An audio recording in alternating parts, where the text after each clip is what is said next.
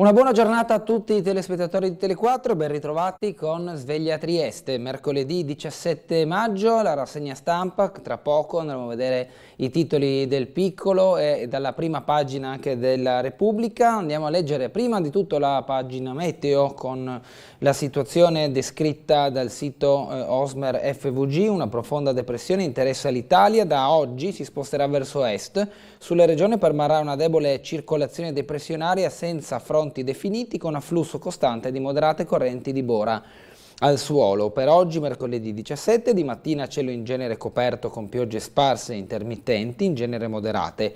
Quota neve sui 1700 metri circa, soffiera Bora moderata in pianura, sostenuta sulla costa, vento da nord-est a tratti, sostenuto in quota.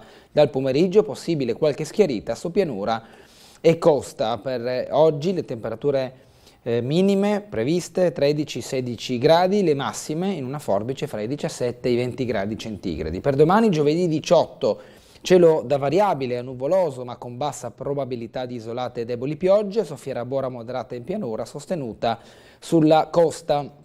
Andando a guardare già venerdì, nuvolosità variabile con Bora moderata in pianura, a tratti sostenuta sulla costa. Di fatto il vento continuerà a lambire la Venezia Giulia ancora per i prossimi giorni, sebbene rispetto già alla giornata di ieri che ha fatto registrare raffiche fino ai 116 km orari, la Bora andrà ad attenuarsi nel corso delle prossime giornate. Questa la situazione meteo. Gli ospiti di oggi vi anticipo subito dalle 7:30 alle 9 in compagnia di Mirko Martini, consigliere comunale di Noi con l'Italia per il centrodestra. Per l'opposizione sarà nostro ospite Federico Zadnic di Adesso Trieste. Dalle 9 alle 10 il consigliere regionale del Partito Democratico Francesco Russo. Andiamo adesso a guardare il Piccolo. Bora a 116 all'ora, danni e disagi, questo il titolo e foto di apertura di edizione. Il bivio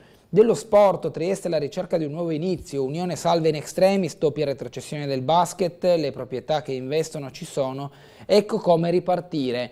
Un'inchiesta del Piccolo che ha fatto un po' la disamina della situazione sportiva in città, mettendo a nudo diversi aspetti, da un lato l'impiantistica, dall'altro gli investimenti delle varie proprietà che hanno deciso di puntare sullo sport a Trieste, che sia di squadra o che sia a livello di federazione.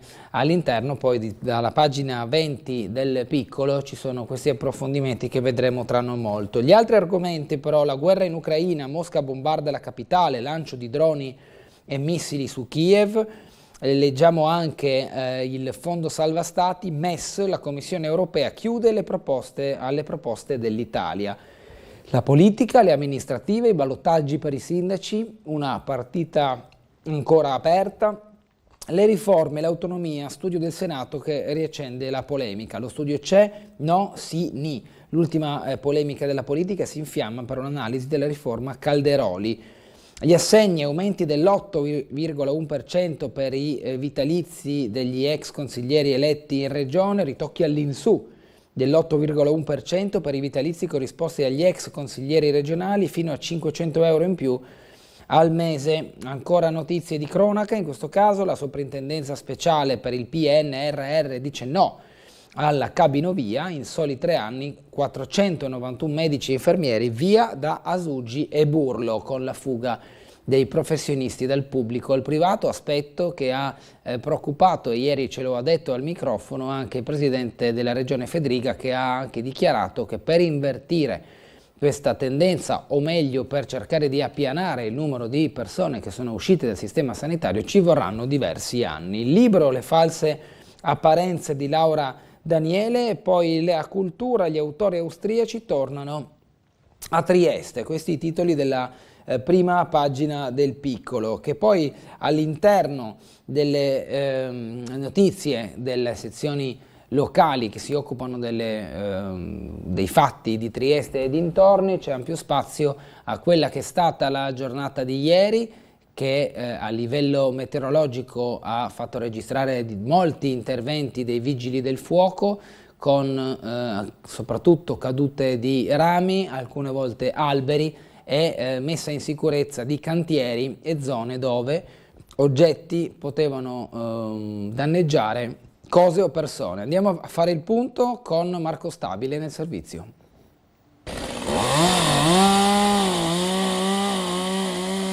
Un albero abbattuto su un'auto in sosta in via Caboto che ha costretto i vigili del fuoco a un complesso intervento di squadra. Mare in tempesta con onde da cartolina a infrangersi sulle dighe, attività del porto bloccate, stop al Delfino Verde e navi in rada ad attendere tempi migliori per l'approdo in banchina. Giardini comunali chiusi per sicurezza per evitare cadute di rami sulle teste dei frequentatori. Turisti infreddoliti sotto la prefettura per difendersi dalle raffiche di bora sino a 116 km/h. Altri che invece hanno sfidato i refoli per uno scatto da incorniciare davanti al Molo Audace. Pieno inverno? Ma che? È il 16 di maggio. In questa primavera che non si è ancora praticamente vista, il vento da nord-est torna a bussare con raffiche medie a 73 km all'ora.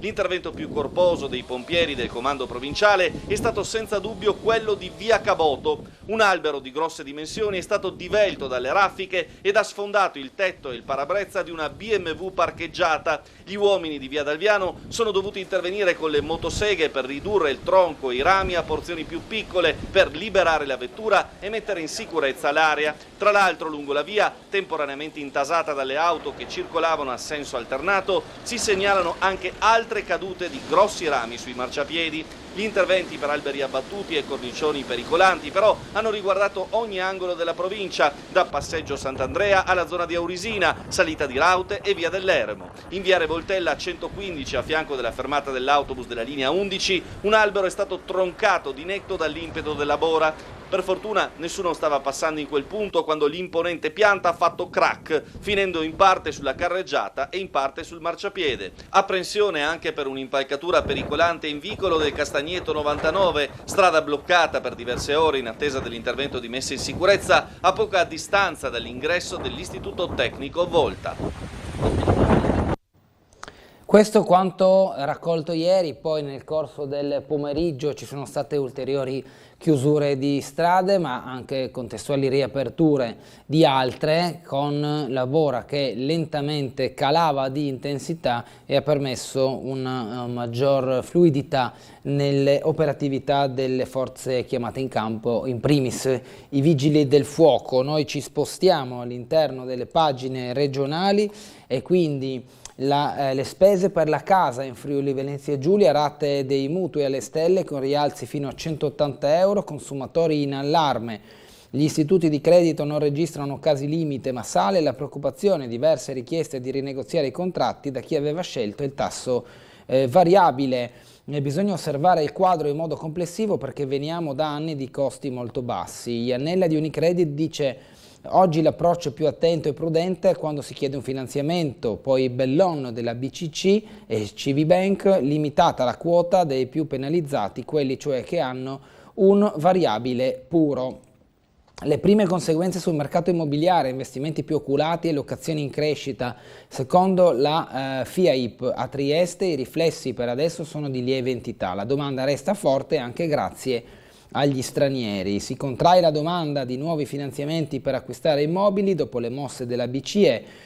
Si registra anche questo fra le varie conseguenze dell'innalzamento dei tassi. Tra novembre e febbraio abbiamo registrato alcuni timori e spaesamento da parte degli acquirenti. Chi vuole comprare casa però lo fa ugualmente, magari con una garanzia e un aiuto in più da parte della famiglia, anche questa è una dinamica consolidata. Consiglio regionale, vitalizi agli ex consiglieri regionali, scattano i mini aumenti dell'8,1%, disposti gli adeguamenti Istat per 129 ex eletti e 57 eredi, fino a 500 euro in più al mese. Il Movimento 5 Stelle dice va introdotto un tetto a questo vitalizio. L'abrogazione. I vitalizi per i consiglieri regionali sono stati abrogati con la legge 10 del 2013, presidente Deborah Serracchiani. Lo stop definitivo a qualsiasi forma di contributo finalizzata a una rendita per il lavoro in piazza Oberdan a partire dall'11ª legislatura 2013-2018. In quegli anni era il 2015, la regione impose pure il contributo di solidarietà agli assegni degli ex che giudicarono incostituzionale la sforbiciata temporanea. Poi c'è una proposta di legge del Movimento 5 Stelle che punta a prevedere un tetto massimo per la rivalutazione Istat dei vitalizi degli ex consiglieri.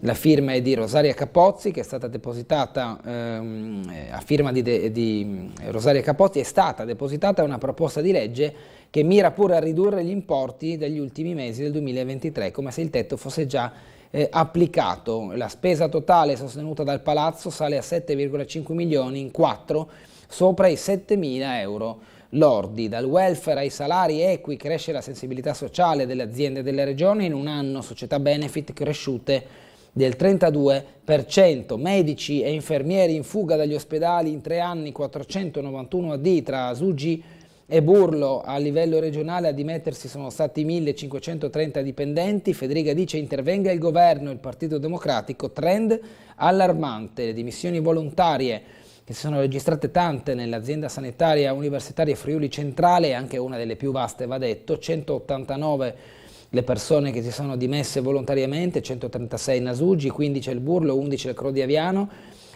4 alla ARCS, l'agenzia regionale proprio sulla la centralizzazione del sistema sanitario, e poi nella Friuli Occidentale, l'azienda sanitaria Friuli Occidentale, 96 persone che si sono dimesse volontariamente. Federpharma sulle ricette online, il medico le invia in farmacia, una delle sollecitazioni sull'adozione del modello Veneto che ha importato anche Friuli Venezia Giulia. La pagina internazionale, Kiev sotto attacco, massiccio lancio di missili e droni sulla capitale, le autorità ucraine, abbiamo abbattuto 6 Kinzhal, sarebbero stati almeno 7 i civili uccisi e 14 invece le persone ferite. Andiamo allo spazio economico, Polo del Gusto, debutto a Trieste, il fatturato sale a 110 milioni, il negozio multimarca sarà presentato ufficialmente in autunno, nasce una newco del retail con un altro nome, balzo dei ricavi di Pintaudi e Damman. Decisiva la sinergia nella distribuzione con la rete Domori, parla il manager Giacomo Biviano, neopresidente Achillea e CEO di Pintaudi. Qui vediamo Riccardo Illi, presidente del Polo del Gusto. Come abbiamo visto ci sono stati risultati molto positivi. Il business spaziale vale 1,5 miliardi, nasce il distretto Alpe Adria promosso da 20 aziende. Allo Space Meeting di Venezia il cluster della Camera di Commercio Venezia Giulia con il presidente Paoletti, incontro con Federico Zoppas. Trieste e Gorizia, le conf cooperative, inverte la rotta e supera quota 80.000 soci, sempre nello spazio delle notizie di economia. Vodafone annuncia 11.000 esuberi per il gruppo TLC, numeri in crescita ma la borsa li giudica deludenti, meno 7,44% ieri nella borsa di Londra. Pagine locali con le notizie della città, che in questo caso partono dal piccolo con lo sport. Il paradosso di Trieste fra le città più sportive, ma al vertice si soffre. La triestina salva in extremis, la doppia retrocessione del basket, maschile e femminile, il campionato della pallamano senza lieto fine, l'eccezione è la pallanuoto. Cosa serve oggi? Scrive Roberto De Grassi oggi per il piccolo, andando a fare il punto sulle varie realtà sportive che militano in campionati di vertice, che però o hanno subito delle retrocessioni, il caso del basket in questa stagione sportiva, oppure hanno avuto grosse difficoltà ad arrivare a fine campionato salvando la categoria. E uno degli esempi è la Triestina. C'è anche la pallamano che sperava in un playoff per riagguantare la massima serie, ma si è fermata proprio sul più bello. Invece controtendenza la pallanuoto, che sia in campo maschile che femminile continua a collezionare importanti e preziosi risultati. La Labarda, l'incubo spazzato dal gol di Tavernelli, ma si è arrivati agli ultimi minuti dell'ultima partita utile per rimanere in Serie C. L'Elite persa per quoziente canestri per la pallacanestro giuliana, con la squadra retrocessa in A2. I proprietari Stardust e americani oggi, e i triestini, leggiamo alcune righe. Triestina di proprietà Stardust, pallacanestro Trieste di proprietà americana. Prima unione di proprietà di un triestino, sì, ma è emigrato a far fortuna in Australia, e prima dell'era Allianz nel basket la parentesi napoletana Alma, chiusasi nel peggiore dei modi. Nel passato, tra le proprietà più longeve, i Fantinel per la Triestina, lui friulano, e gli Stefanel, Ponte di Piave, uniti in rima e nelle contestazioni al momento dell'addio. Cosa c'è in comune tra queste situazioni? Il fatto che raramente le due principali realtà sportive cittadine hanno avuto proprietà e finanziatori triestini. Eccezioni invece la pallamano e il fenomeno pallanuoto, dove gli investimenti della pallamano e le forze messe in campo sono di diverse realtà locali, così come per la pallanuoto, dove a dettare la linea della squadra e della società c'è l'imprenditore triestino Enrico Samer. Per Pallacanestro Unione però, rispetto ad altri momenti di crisi, le proprietà che investono ci sono. Dietro ai sodalizi in primo piano ce ne sono tanti altri che rappresentano la base e resistono tra varie difficoltà. Non bisogna assolutamente tralasciare tutta l'attività di base, tutta l'attività delle società dilettantistiche che sono praticamente il cuore, il motore dello sport a Trieste, tutte quelle società che si menzionano poco, che si fanno vedere poco, ma che danno spazio ai tanti giovani nei rioni che hanno modo di crescere in maniera sana e con i principi dello sport. Poi chi ha meriti maggiori, qualità e talento riesce a spiccare il volo. La richiesta di impianti, i pochi finanziatori locali e l'onda della pandemia, ecco i punti critici, le voci della politica locale nell'analisi della situazione generale. Il sindaco non fa drammi, torneranno le stagioni esaltanti, ha detto Di Piazza. Poi ci sono le concessioni e lo stop di Chiarbola che hanno rappresentato un altro momento di crisi. Il finale del Giro scippato da Roma per i grandi eventi, con il Giro d'Italia e l'attesa di un ritorno di un evento di questo tipo a toccare l'area triestina. Anche le grandi realtà calcistiche spendono e poi non fanno risultati, ha detto Di Piazza sullo sport. Alcune squadre giocano in palestre non omologate per il pubblico, invece incalza Francesco Russo. Per alzare il livello bisogna uscire dalla dimensione del volontariato, ha detto l'assessore allo sport del Comune di Trieste Giorgio Rossi. Mancano i grandi imprenditori, solo da Samer impegno nell'attività sportiva.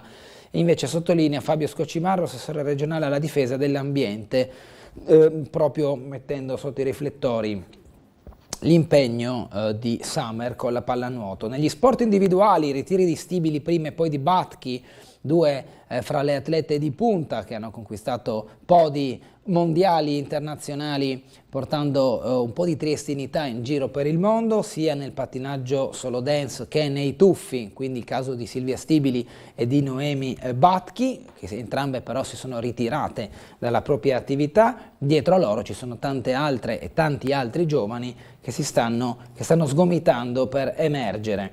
Ancora la soprintendenza, siamo però a un altro argomento, abbiamo superato anche la pagina immobiliare.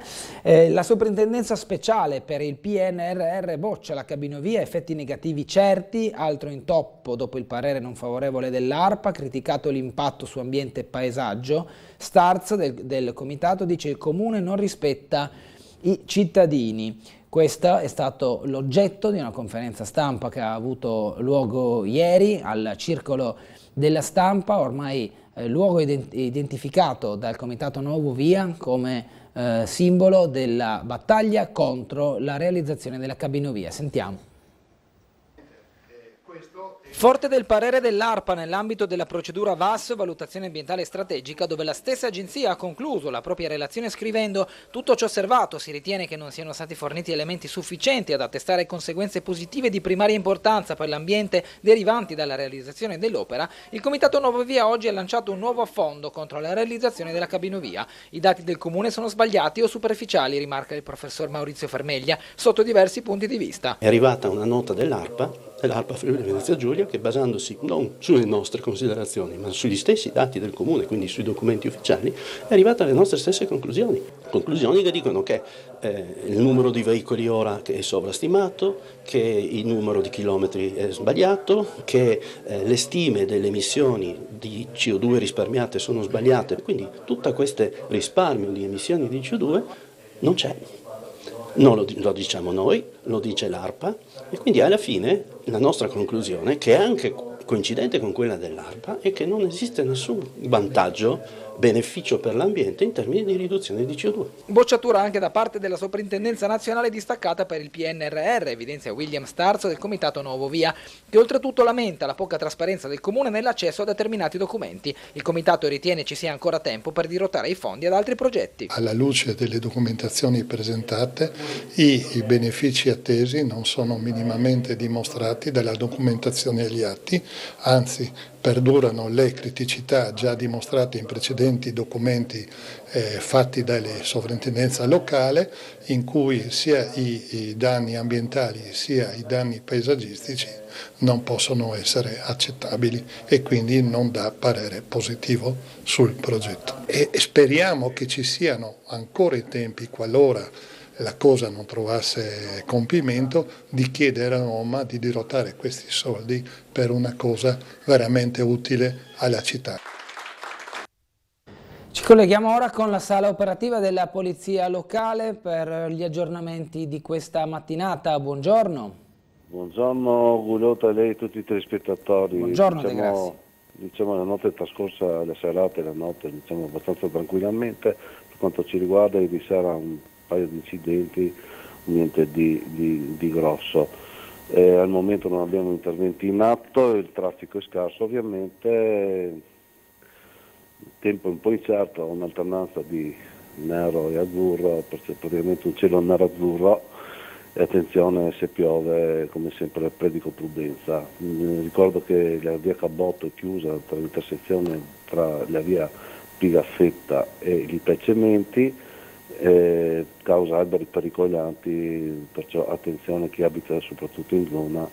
Ricordo di nuovo via Cabotto tra la via Pigaffetta e l'intersezione con il piazzale dei Calcementi.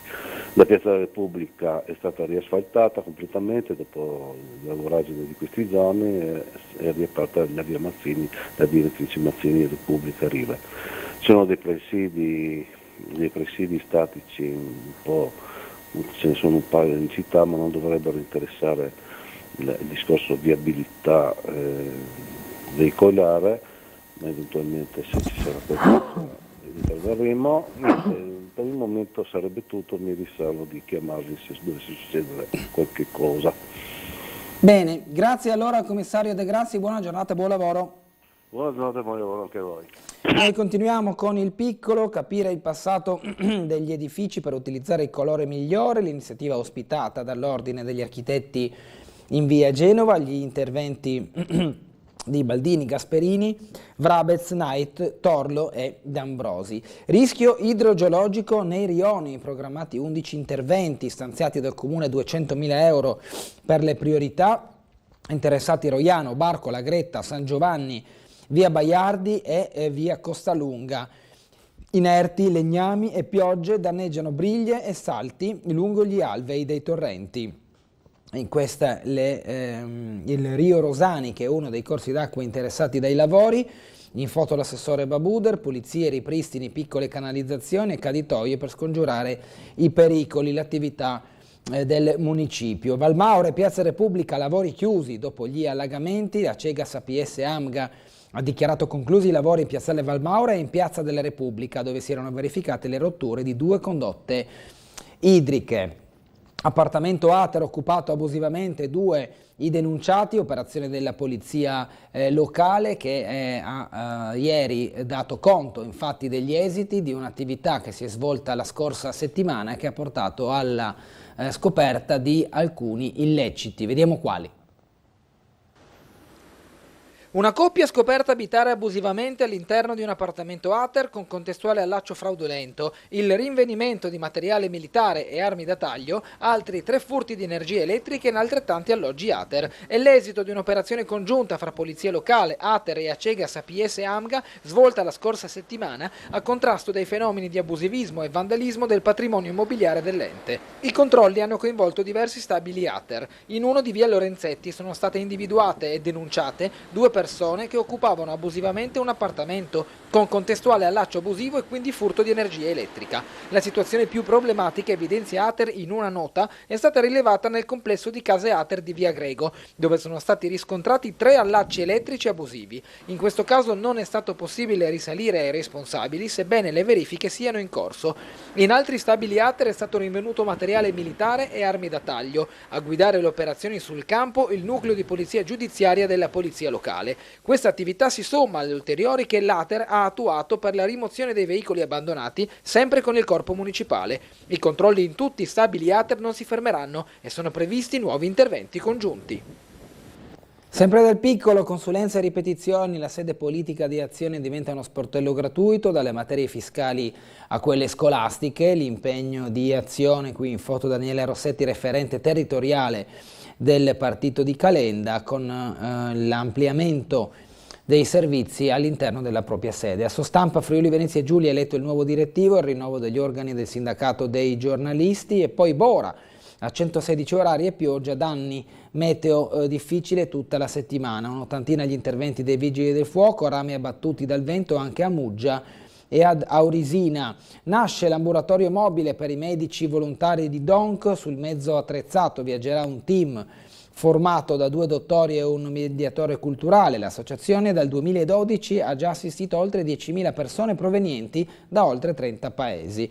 Qui le immagini del nuovo laboratorio mobile a sostegno di Rotary Nord e della Fondazione CR Trieste per la realizzazione. Terapie cellulari contro i tumori, al Burlo ecco Clinimax Prodigy. L'acquisto della strumentazione d'avanguardia è stato reso possibile dai 150.000 euro dono di Agmen, in dotazione a 4 centri in Italia. Consultori familiari, la protesta in via Saino alla chiusura. Una quarantina di persone ha manifestato per difendere le strutture sociosanitarie ieri nel primo pomeriggio contro la scelta di rimuovere 2 di questi consultori per fare in modo che gli altri rimanenti siano punto comune per tutta la città. Abbiamo sentito ieri i promotori di questa protesta. La chiusura del consultorio comporta non avere più un presidio a tutela delle donne, della gravidanza in questo rione, comunque un servizio a supporto che io ho utilizzato per entrambe le gravidanze, a tutela dei bambini e soprattutto della salute della donna. Non ci stanno semplicemente e promettono, come hanno fatto oggi con il sostegno del Comitato Rionale di San Giovanni e Cologna, di farsi sentire ogni martedì pomeriggio fino a quando la Sugi non tornerà sui suoi passi in merito alla chiusura dei consultori familiari di San Giovanni e di via San Marco.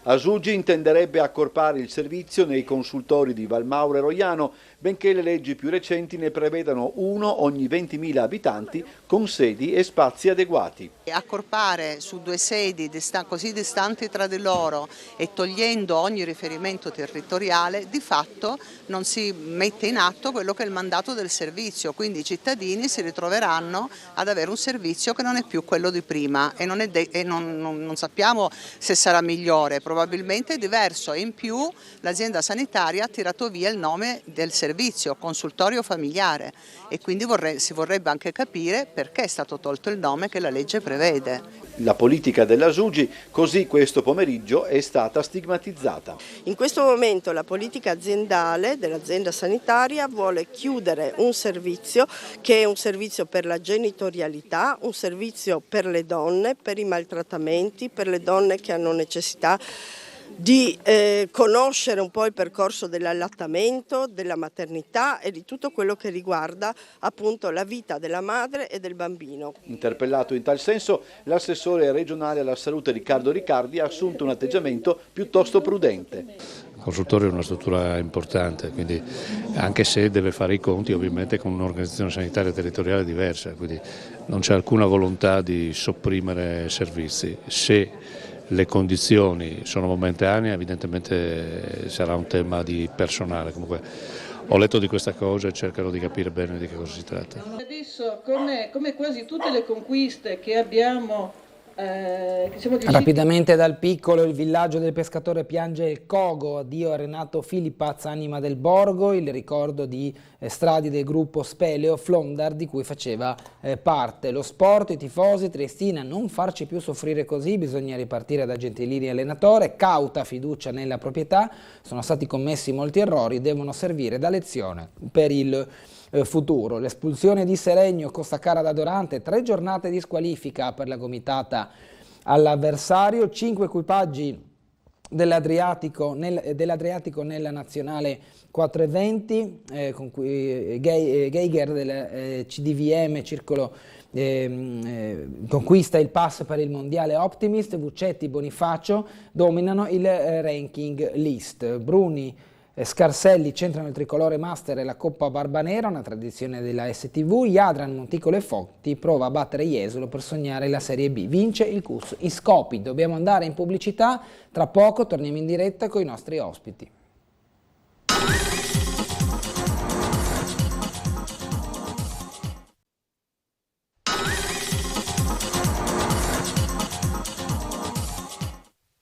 Ben ritrovati in diretta con Sveglia Trieste, 7:36 circa minuti di mercoledì 17 maggio. Vi presento gli ospiti: Mirko Martini, consigliere comunale Noi con l'Italia, buongiorno. Buongiorno a tutti. Buongiorno Federico Zadnic di Adesso Trieste in sesta circoscrizione. Quinta circoscrizione San Giacomo e Barriera Vecchia. Buongiorno a tutti. Zadnic, confondo sempre fra quinta e sesta. Buongiorno anche Federico Zadnic di Adesso Trieste. Oggi c'è una pagina all'interno del piccolo, mi rivolgo a Mirko Martini, che tratta del rischio idrogeologico a Trieste, con l'impegno anche a metter mano su tutta una serie di situazioni. Lo vediamo qua? No, ecco qua. Rischio idrogeologico nei rioni, programmati 11 interventi, interessati Roiano, Barcola, Gretta, San Giovanni, via Baiardi e via Costalunga. Inerti legnami e piogge danneggiano briglie e salti lungo gli alvei dei torrenti. E diciamo che quando poi si verificano giornate di maltempo, ora noi siamo soprattutto sotto l'effetto della bora, ma anche gli acquazzoni e le lunghe piogge che hanno comunque lambito il territorio nell'ultimo periodo hanno messo a nudo diversi problemi. Esatto, l'amministrazione è subito intervenuta con questo appalto, questo progetto da circa 200.000 euro per andare a pulire quelle che sono... per me questo era un lavoro che bisognava farlo già da prima, nel senso che non bisogna aspettare sempre di lavorare in emergenza in questa nostra Italia. Ci sono tutta una serie di alvei che avevano delle problematiche, griglie tappate, sono state mappate questo tipo di problematiche su tutto il territorio, che poi la parte più colpita è quella di Barcola, ovviamente perché ha più fiumiciattoli, più corsi d'acqua che sono di competenza del comune. Questo va ricordato, questi fiumiciattoli sono di competenza del comune fin tanto non vengono tombati. Tradotto, quando passano sotto il livello della strada, questi passano dalla competenza diretta del comune, che è quello che noi stiamo facendo, mettendoci 200.000 euro e andando a pulire tutte le varie sezioni dove può accumularsi legname, dove può accumularsi sabbia, dove può accumularsi terriccio. Quando entrano nel sottoterra passano di competenza, tradotto, vanno sotto la competenza di Acegas, quindi noi possiamo sì dare indicazioni, ma possiamo intervenire in maniera diretta. Ovviamente è importante collaborare tra gli enti, si collabora benissimo. La pulizia ovviamente a monte permetterà alla parte che c'è sottoterra di non andarsi ad intasare in futuro. Questo è un lavoro importante che si fa per quanto riguarda il rischio idrogeologico.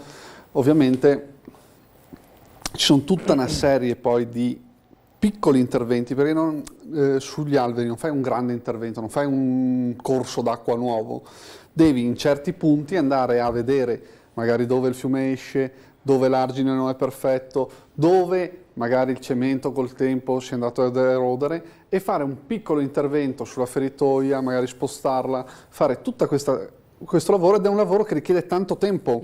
Sembra di no, ma non è che un fiume vai lì, 2 colpi di motosega e lo pulisci.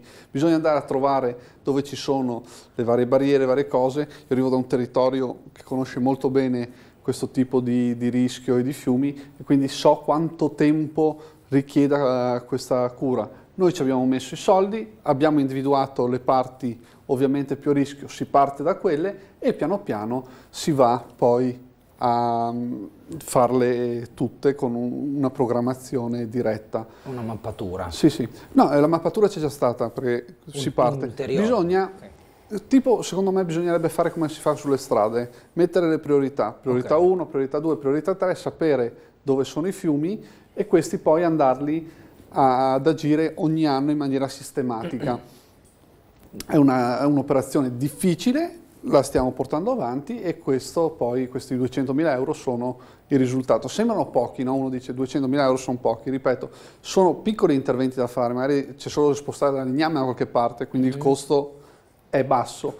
Di certo, però, dai pro ci sarà la possibilità poi più a valle, quando i fiumi vengono tombati, di avere meno problemi. Sicuramente. Zadnic? Allora, faccio 3 considerazioni rispetto a questo tema che ritengo sia estremamente importante, quello del rischio idrogeologico che coinvolge la nostra città. Beh, la prima, condivido quanto detto dal consigliere Martini, cioè su questo non bisogna lavorare in emergenza, ma bisognerebbe, come dire, invece avere una pianificazione ampia e lunga e purtroppo però in realtà rispetto per esempio a Strada del Friuli, dove sappiamo, vediamo che continuamente abbiamo, come dire, dissesti, blocchi della strada, questo dimostra che in realtà purtroppo chi sta governando, chi ha governato gli ultimi 17 anni degli ultimi 25, cioè di Piazza, ha di fatto un po' non preso per tempo questo rischio idrogeologico. Bene che adesso si intervenga, ma sicuramente meglio e di più si doveva e si poteva fare. La seconda considerazione, direi che è estremamente importante, è che con il rischio dei cambiamenti climatici, con i cambiamenti climatici che abbiamo, cioè con questo aumento delle temperature, con l'aumento dei fenomeni climatici estremi, pioggia, vento, e lo stiamo vedendo in questi giorni, questo rischio sta aumentando e purtroppo aumenterà ancora nei prossimi anni, e quindi questo, come dire, rende ancora più urgente e necessario intervenire su questo tema, perché prevenire delle frane, degli smottamenti di strade costa molto meno, sia in termini economici, ma io dico anche e soprattutto in termini umani, perché sappiamo che sono morte, muoiono molto spesso persone in queste situazioni, conviene molto di più che non poi, come dire, riparare i danni. Quindi su questo è stato fatto poco e si deve fare assolutamente di più. Mi viene da dire, visto che poi anche proprio il consigliere Martini ha citato che la zona più esposta da questo rischio è la zona di Barcola, di Strada del Friuli, e lì emerge chiara e forte e lampante una grande contraddizione, che in quel luogo a forte rischio idrogeologico la Giunta di Piazza con la proposta dell'Ovovia vuole sbancare 5 ettari di bosco, creando, e lo dicono anche le carte, poi magari ne parleremo, dell'ARPA, creando e aumentando in maniera significativa. Tagliando il bosco, cosa succede? 5 ettari è uno spazio enorme, tra l'altro uno dei rii che viene citato nel documento, che verrà in qualche modo messo in sicurezza, è il Rio Bovedo, che è proprio il rio sopra il quale potrebbe passare, ma non passerà, perché pare che per fortuna che sopra verrà fermata l'Ovovia. Tagliando l'esbosco e il bosco si crea una maggiore, come dire, il bosco di fatto frena e assorbe l'acqua, quindi ci sarebbe un maggiore scorrimento dell'acqua con pesanti rischi di frane e di problemi dal punto di vista della consistenza del terreno. Chiaro. Allora abbiamo una telefonata, poi rimbalzo ancora con Martini su questo argomento e poi con Zadnic. Buongiorno. Pronto? Buongiorno? Pronto? Sì. Buongiorno. Sì, pronto? Buongiorno. Pronto? Prego. Si può dire qualcosa? Sì, certo. Benissimo. Prego. A questi signori, 2 giovanotti belli, giovanotti, non tanto uno, anche l'altro, non so quanti anni, volevo dire, a Trieste una volta esisteva un carro che andava a liberare i pozzetti delle cunette delle strade. Non so se non esiste più niente, quindi prima cosa. Poi e anche spazzare la strada perché non andasse bottiglie, plastica dentro le cunette. Tutte le condotte della fognatura di Trieste, tutte le condotte dove scarica la pioggia e le acque delle strade, che sono al massimo di 40 cm di diametro, tutta la città di Trieste. Questo me l'ha detto una persona che lavorava, adesso è in pensione, lavorava con la Cegas.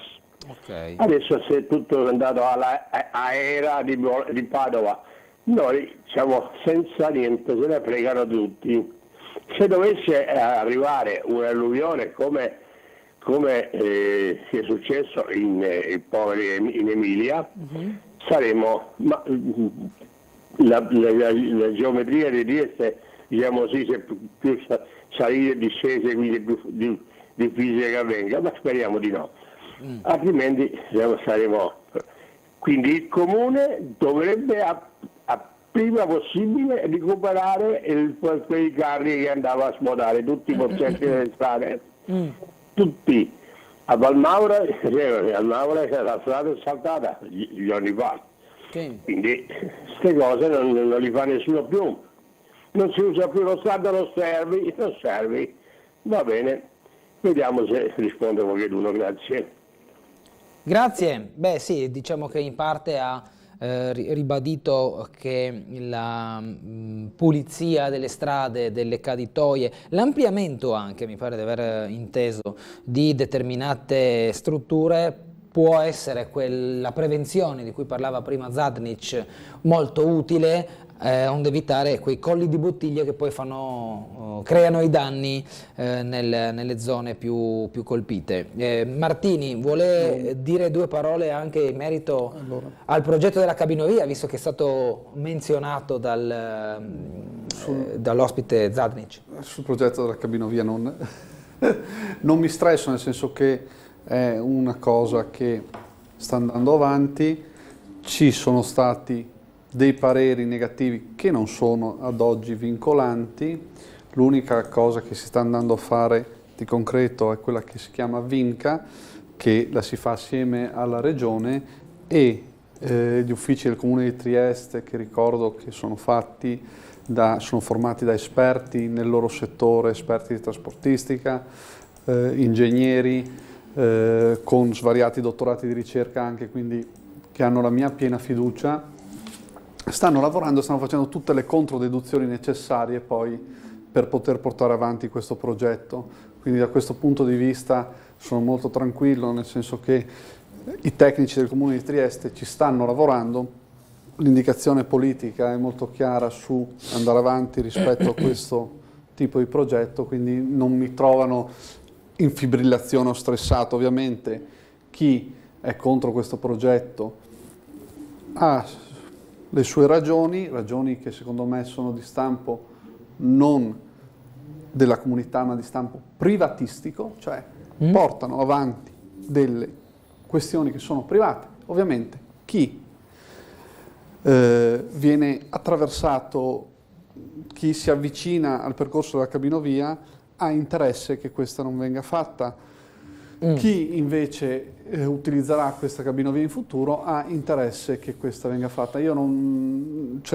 Si chiamano interessi privati, interessi legittimi.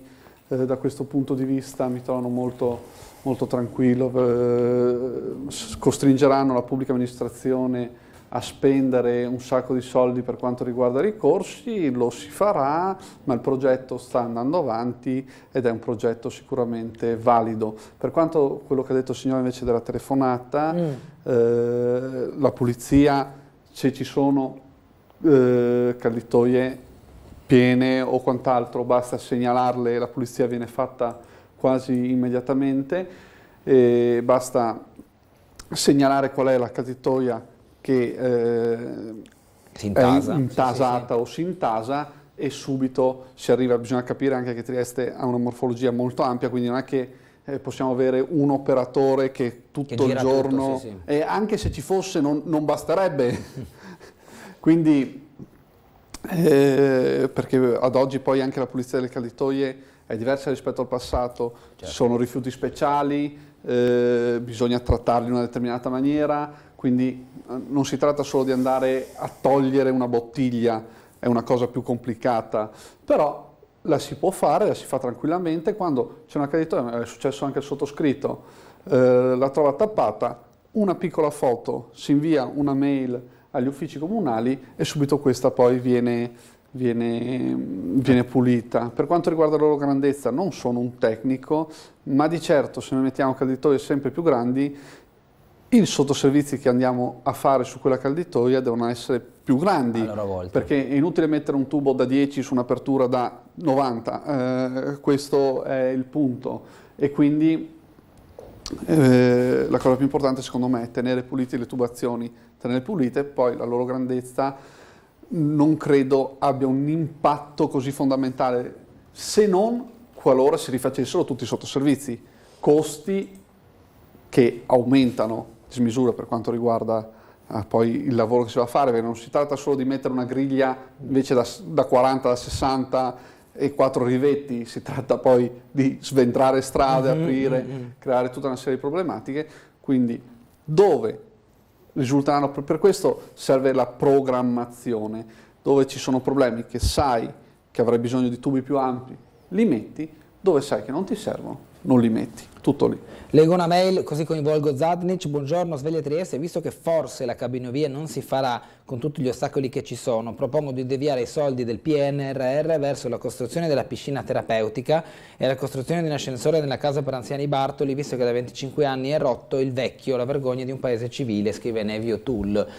Al di là poi che ognuno può declinare la spesa dei soldi secondo quelle che sono le sue esigenze, allo stato attuale, come si diceva prima, i pareri di ARPA e Soprintendenza Nazionale per i fondi del PNRR non rilevano questa necessità dell'opera perché non ne comporta dei benefici ambientali. Come può questo parere, a suo giudizio, da consultivo essere in qualche modo vincolante? Allora, io dico moralmente parlando, non sulla carta. Allora, prima un piccolo commento sulla telefonata, perché il consigliere Martini diceva che basta fare una telefonata, mandare una mail e immediatamente i problemi risolti. Io purtroppo da consigliere circoscrizionale abbiamo l'esperienza, anche ieri nella riunione della quinta circoscrizione San Giacomo Barriera, c'è stato un confronto tra tutti i consiglieri sia di maggioranza che di opposizione di come in realtà anche le mozioni e le osservazioni che mandiamo noi, quindi non solo i privati cittadini che anzi lo devono fare e fanno bene a farlo, c'è anche una app Sensor che però purtroppo funziona, la cui risposta non è celere per poter segnalare i problemi, e in realtà sono molto lunghi e spesso passiamo mesi e mesi a sentire, a ottenere delle risposte dagli uffici su delle segnalazioni molto puntuali e molto pratiche. Una delle motivazioni di questa lentezza direi è che dei servizi, penso alla manutenzione della strada e alla manutenzione del verde pubblico, che qualche anno fa erano gestiti direttamente dal comune, essendo esternalizzati, questo ha rallentato sicuramente il percorso per gestire, risolvere e rispondere alle richieste dei cittadini in maniera puntuale e veloce, perché noi un tempo avevamo 30 giardinieri, quindi se c'era, come è successo ieri, un albero che crollava, dei rami che cadevano, avevamo già una squadra pronta e operativa per poterlo fare. Lo stesso per i stradini, no? Le persone che potevano, dipendenti comunali che direttamente potevano uscire la mattina o potevano avere una lista di priorità data dalle segnalazioni dei cittadini e andare in maniera veloce e celere a rispondere. Quindi sicuramente tornare a mettere al centro della macchina amministrativa comunale dei servizi gestiti direttamente dal pubblico, che siano i giardinieri, che siano le persone che fanno manutenzione ordinaria nelle strade, ma anche continuare a tenere saldo e fermo la gestione dei servizi educativi, che spesso lo vengono rimessi in discussione pensando di appaltare per esempio centri estivi.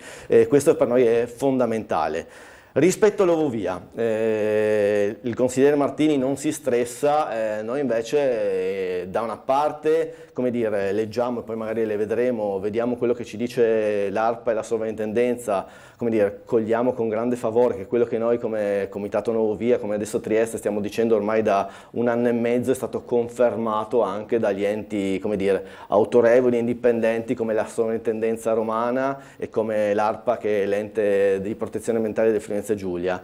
Dall'altro in realtà noi sì siamo molto preoccupati, perché la miopia della giunta di piazza, che nonostante che la maggior parte dei cittadini, esperti di vari settori dicevano che quest'opera era inutile, impattante, insostenibile e che c'erano dei problemi, per esempio il vincolo di non poter costruire impianti a fune su una rete a protezione speciale come è il Bosco Bovedo, sono stati confermati. E quindi cosa succede a questo punto? Cioè da una parte c'è la conferma e poi magari leggiamo quello che dice ARPA e Sovrintendenza, che allo stato attuale è verosimile che l'opera non si potrà realizzare perché il vincolo del Bosco Bovedo è insormontabile, ma dall'altra che il fatto che in maniera ottusa di Piazza della Sua Giunta si siano portati avanti a portare avanti questo progetto, quello dell'Ovovia, invece di non fare quello che noi da mesi, da 1 anno e mezzo chiediamo, cioè cambiare il progetto per fare un altro progetto di trasporto pubblico di massa, ma che non può essere l'Ovovia perché questo dice ARPA e Sovrintendenza,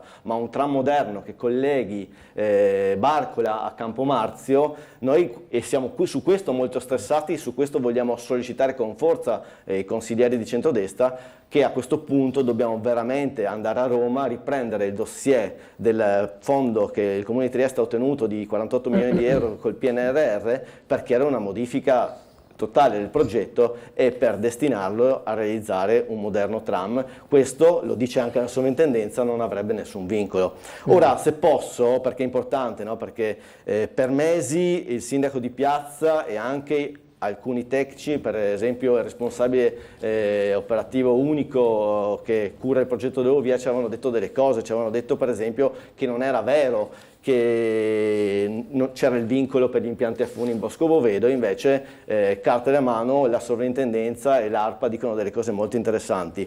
Cosa sta scritto in questo documento sulla valutazione dell'impatto ambientale dell'ARPA, che è arrivato al Comune di Trieste 10 giorni fa e di cui in realtà non è stata data subito in maniera trasparenza comunicazione? Questo è un altro aspetto molto, dal nostro punto di vista, significativo, che quando il Comune, la Giunta, ha dei documenti come questi dovrebbero essere subito di opinione pubblica, perché il dibattito dovrebbe essere trasparente e nel merito di dati che tutti dovrebbero possedere. Come invece ti permetti di dire che non siamo trasparenti come Comune? Allora, invece non è ci stato sono fatto. delle leggi. Allora, cosa dice il documento dell'ARPA? L'ARPA ricorda che sul tema Ovovia aveva già in passato, nel 2000 e nel 2001, chiesto al Comune di fare una valutazione di impatto ambientale, quindi già 2 volte, e il Comune non l'aveva fatta e ci troviamo adesso in questa situazione con questo grande ritardo. L'ARPA nel documento conferma il divieto di costruzione di impianti a fune nella zona Rete 2000, cosa che invece il RUP operativo del progetto aveva più volte negato. Invece l'ARPA lo dice: sì, è vero. L'ARPA obietta sul numero di 450 veicoli all'ora che l'Ovovia dovrebbe, come dire, sottrarre al traffico. Dice che questo numero è sovrastimato. L'ARPA verifica che i benefici delle mancate emissioni a livello di inquinamento nel Comune di Trieste sono insignificanti. Solamente lo 0,1-0,25 ci sarebbe un calo solo dello 0,1-0,25. L'ARPA inoltre sottolinea che il calcolo degli impatti ambientali generato dall'Ovovia non considera la CO2 emessa per la costruzione e per il funzionamento dell'Ovovia, quindi il progetto è stato fatto sotto tanti punti di vista in maniera estremamente approssimativa. L'ARPA evidenzia che il numero delle giornate di vento forte è ampiamente sottostimato e lo stiamo vedendo. Nel progetto si parla di 43 giornate di bora, di stop a causa del vento, l'ARPA invece parla di una forchetta tra le 56 e le 100, quindi un numero molto superiore, e quindi non sono opinioni, questi sono dati di ARPA, e anche qui dimostra come in maniera superficiale il progetto è stato fatto. L'ARPA contesta le stime di taglio di alberi e mette in evidenza, e qua torniamo al tema di prima, mette in evidenza problematiche di riusciramento superficiale e di erosione, con quindi conseguenti problemi di crollo, di problemi idrogeologici. L'ARPA sottolinea che il progetto del parcheggio di Opicina coincide con una dolina e il piano regolatorio del Comune di Trieste proibisce di realizzare nuovi edifici sulle doline, quindi come dire, pare che non si conoscano neanche le leggi che voi stessi realizzate. Infine l'ARPA evidenzia che non sono state fatte considerazioni validi e credibili sulle alternative del progetto, e su questo vorrei parlare perché anche la sovrintendenza dice una cosa molto interessante. Infine, leggo solo la conclusione dell'ARPA. L'ARPA dice: per quanto concerne la scrivente agenzia, si ritiene che non siano stati forniti elementi sufficienti per attestare le conseguenze positive di primaria importanza per l'ambiente derivanti dalla realizzazione dell'opera. Questo vuol dire che non si possono avere deroghe per la realizzazione di impianti a fune nel Bosco Bovedo, e questo vuol dire che l'eurovia nel tratto Bovedo-Picina non si può realizzare. Martini? Allora, prima di tutto dire che il Comune non lavora con trasparenza è una cosa grave. Ci sono delle leggi che regolano come lavora il Comune. Questo documento ce l'avete da 10 giorni e l'ha dato il Comitato Eurovia ieri. Perché non avete messo sul sito questo documento? Punto, ripeto, il Comune lavora sotto legge. Dire che il Comune non è trasparente è una cosa grave, è molto punto. Vero. Allora, dire che noi lavoriamo in maniera non trasparente è una cosa molto grave da dire del Comune di Trieste, e deve andare giù a scusarsi con chi ci lavora in quel Comune, che non può venire qui a difendersi, e non devo difendere io, perché io difendo i miei, io difendo chi lavora in quel Comune. Io sono stato zitto. Certo, ripeto. Io non ho alzato la voce, però io ho dato dei dati. Lei avrà dato dei dati, ma ha detto che il Comune di Trieste non lavora in modo trasparente, si deve scusare con chi in quel Comune ci lavora. Dopo le darò dei dati. Non è, il punto è quello, il Comune di Trieste lavora in modo trasparente, punto. Per quanto riguarda poi quello che dice l'ARPA, insieme al parere dell'ARPA ci sono almeno altri 20 pareri su questo progetto, pareri che sono positivi. Quindi, ripeto, il Comune di Trieste, con i suoi dati, farà le giuste controdeduzioni. Il Comune di Trieste non ha mai detto che si può costruire impianti a fune in quel bosco. Ha sempre detto: non si possono costruire impianti a fune di stampo sciistico. Punto. Punto 2, noi chiederemo la deroga, faremo le nostre deduzioni, quando ci sarà la deroga costruiremo un impianto a fune, in modo molto tranquillo e trasparente. Nessuno ha mai detto: no, non c'è una legge che regola questo. E quindi ribadiscono un fatto già acclarato. Cioè dicono semplicemente: non si può fare, ok, non si può fare, ma si possono fare le deroghe per legge, punto.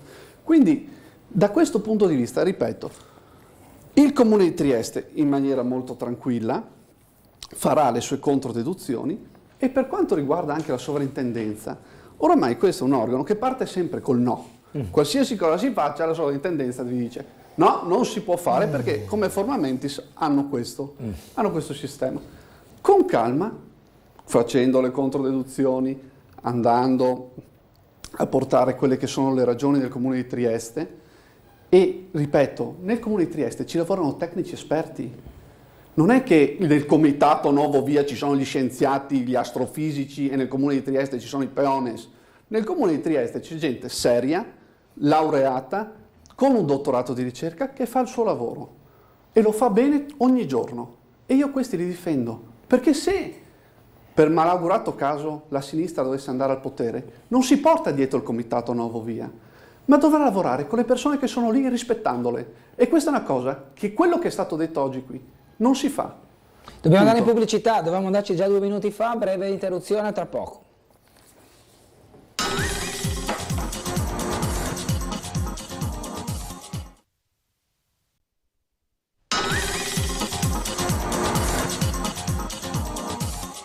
Torniamo in diretta con Sveglia a Trieste, e chiaramente il dibattito si è acceso attorno alla cabinovia, ed era un po' anche da aspettarselo. Una mail, giusto per non tralasciarle, leggo: Martini, come fa a dire che i pareri non sono vincolanti? I pareri sono formulati ai sensi di legge, sono obbligatori, però sono...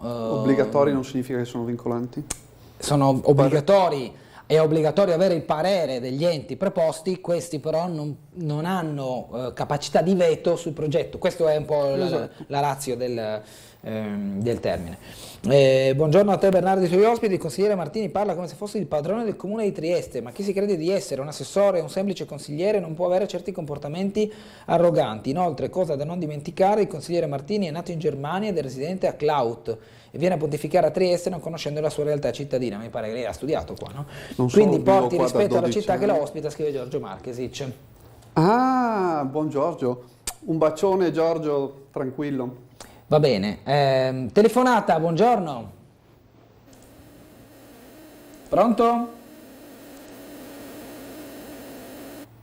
Se il fiume viene tombato ci sono meno problemi per il comune? Chiede una telespettatrice. Se un fiume viene tombato ci sono meno problemi per il comune? No.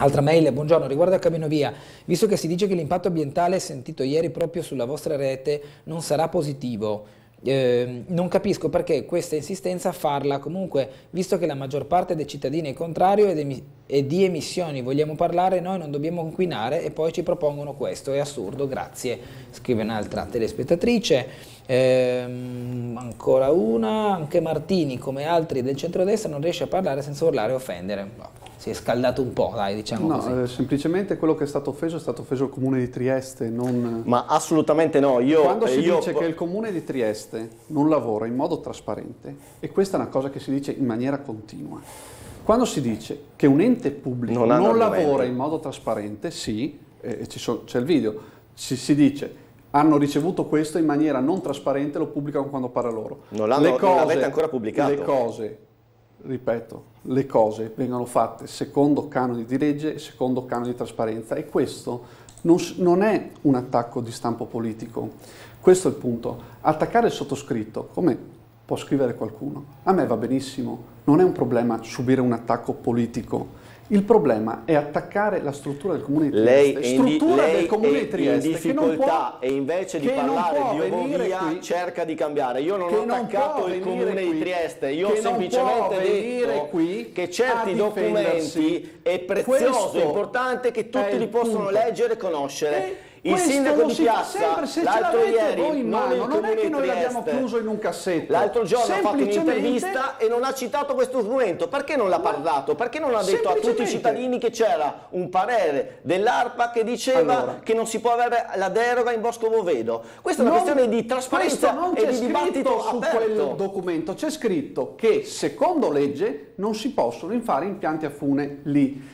Non c'è scritto che non si può avere la deroga. Certo, come no? Quello che c'è scritto in maniera molto diretta è un parere che può essere controdedotto dai tecnici del Comune di Trieste che fanno il loro mestiere. Non è che Allora, bisogna scindere qui qual è l'indicazione politica e qual è l'indicazione di stampo tecnico. L'indicazione di stampo politico è quello di realizzare questo tipo di impianto. Ed è questo il problema, che voi a un anno e mezzo di proteste, di pareri contrari, signori, quando la gente va a votare poi nella cabina elettorale, vota a centrodestra. Quando qualcuno voleva perdere 48 milioni di euro di finanziamento per un trasporto pubblico di massa, 48 milioni di euro che possono essere usati solo per questo, l'hanno detto in maniera assolutamente chiara. No. L'hanno detto in maniera chiara. Chi l'ha detto in maniera chiara? Tutti, il Ministero dei Trasporti l'ha detto in maniera chiara quando si va nella contrattazione, e questa è una prova che noi abbiamo già dato più volte e che non serve ritornare sul tema,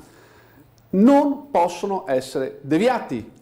Punto esclamativo. Anche la mia domanda voleva essere questa, cioè si è ancora in tempo. Ma assolutamente, a Roma. Cioè i tempi del PNRR sono strettissimi, anche il governo, l'opera già sta appaltata, come si fa a cambiare stanno succedendo due cose molto importanti a Roma.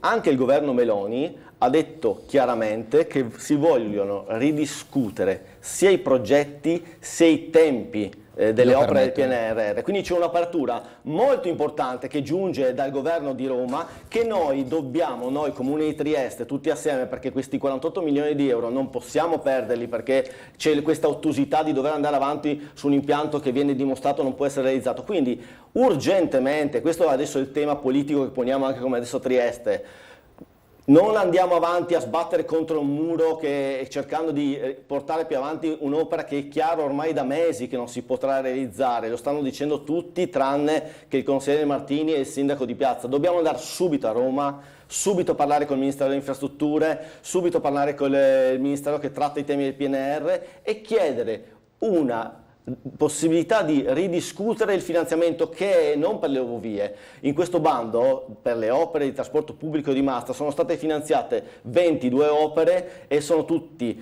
metropolitane, tram e filobus, e c'era solo una ovovia, quindi noi possiamo e dobbiamo andare a Roma e chiedere di discutere questo progetto per stanziare e sdirottare questi soldi per un tram che parte parta da Bovedo e arriva fino a Campomarzio. Ed è interessante che questa cosa qua non la dice solo adesso Trieste. Nel parere espresso dalla sovrintendenza, datato 28 marzo del 23, vi leggo: allo stato attuale non risulta essere presente allo studio uno studio davvero approfondito delle alternative progettuali. In particolare, questo non lo dice adesso Trieste, lo dice la sovrintendenza di Roma, in particolare l'alternativa costituita da una linea tram dal parcheggio Bovedo Nord al Porto Vecchio alla stazione di Campomarzio sulle rive, si è rilevato che è stato scartato a priori, senza alcun approfondimento con motivazioni sbrigative e non condivisibili. Quindi la stessa sovrintendenza ci dice: guardate che voi dovevate e potevate prevedere un'alternativa, quella di un tram moderno che da Bovedo va fino a Campomarzio, che è quello che noi diciamo da 1 anno e mezzo, e dovete farlo. E allora questo è il tema politico, Martini, non continuare a dire non si può, bisogna andare a Roma e non far perdere i 48 milioni di euro che il Comune di Trieste ha per un'opera di trasporto pubblico di massa, per realizzare un'opera che veramente potrebbe impattare significativamente sulla qualità della mobilità urbana a Trieste, perché l'Ovovia parte dal Molo Quarto e arriva a Opicina al Quadrivio e quindi collega di fatto 2 punti semiperiferici della città. Avere un tram che invece da Barcola arrivi fino a Campomarzio attraversando tutto il centro sarebbe intanto un potentissimo strumento per diminuire il traffico. Pensiamo a Barcola e al caos e gli autobus strapieni che fra qualche settimana vedremo d'estate. Pensiamo al fatto che finalmente potremmo collegare in maniera veloce Roiano con il parcheggio, per esempio, scambiatore che c'è vicino a Campomarzio, che è semivuoto. Cioè veramente potremmo iniziare a costruire questa rete che darebbe dei reali significativi positivi effetti per la mobilità urbana a Trieste, con un mezzo moderno e silenzioso e comodo e anche a basso impatto ambientale come sono i tram. Benissimo. Martini, prego. Ha avuto il sermone. Adesso spiego come funziona la politica. Giorgia Meloni ha detto che andrà a ridiscutere i termini rispetto all'Europa, non rispetto all'interno, che sono 2 cose diverse. Giorgia Meloni vuole andare in Europa e dire: guardate che noi non riusciamo a stare dietro a determinati tempi, purtroppo. Perché? Perché la mole di soldi che ci avete dato è tanta e noi le opere infrastrutturali le vogliamo fare. Quindi deve andare in Europa a ridiscutere le cose. Sono 2 cose diverse e questa è la prima spiegazione. Poi, per quanto riguarda il tram, sappiamo benissimo che i tram costano molto di più di questo Bovino. Ma assolutamente quindi, no, non è vero. I finanziamenti, ma non è vero. I finanziamenti che vengono dati per la costruzione dei tram sono molto più alti. Semplicemente questo. Quindi noi oggi abbiamo 48 milioni di euro per risolvere una problematica che 2 parti politiche vorrebbero risolvere in modi diversi, però il problema dell'accesso nord della città resta. Noi stiamo cercando di dare una soluzione, ci sono delle problematiche, ci sono dei pareri, si faranno le controdeduzioni necessarie, abbiamo già fatto un appalto, ci sono in piedi ricorsi al TAR che faranno pagare soldi pubblici a tutti, però alla fine quest'opera, a mio parere, è un'opera positiva, che ha un impatto positivo per la città e non esclude che un domani possiamo fare il tram.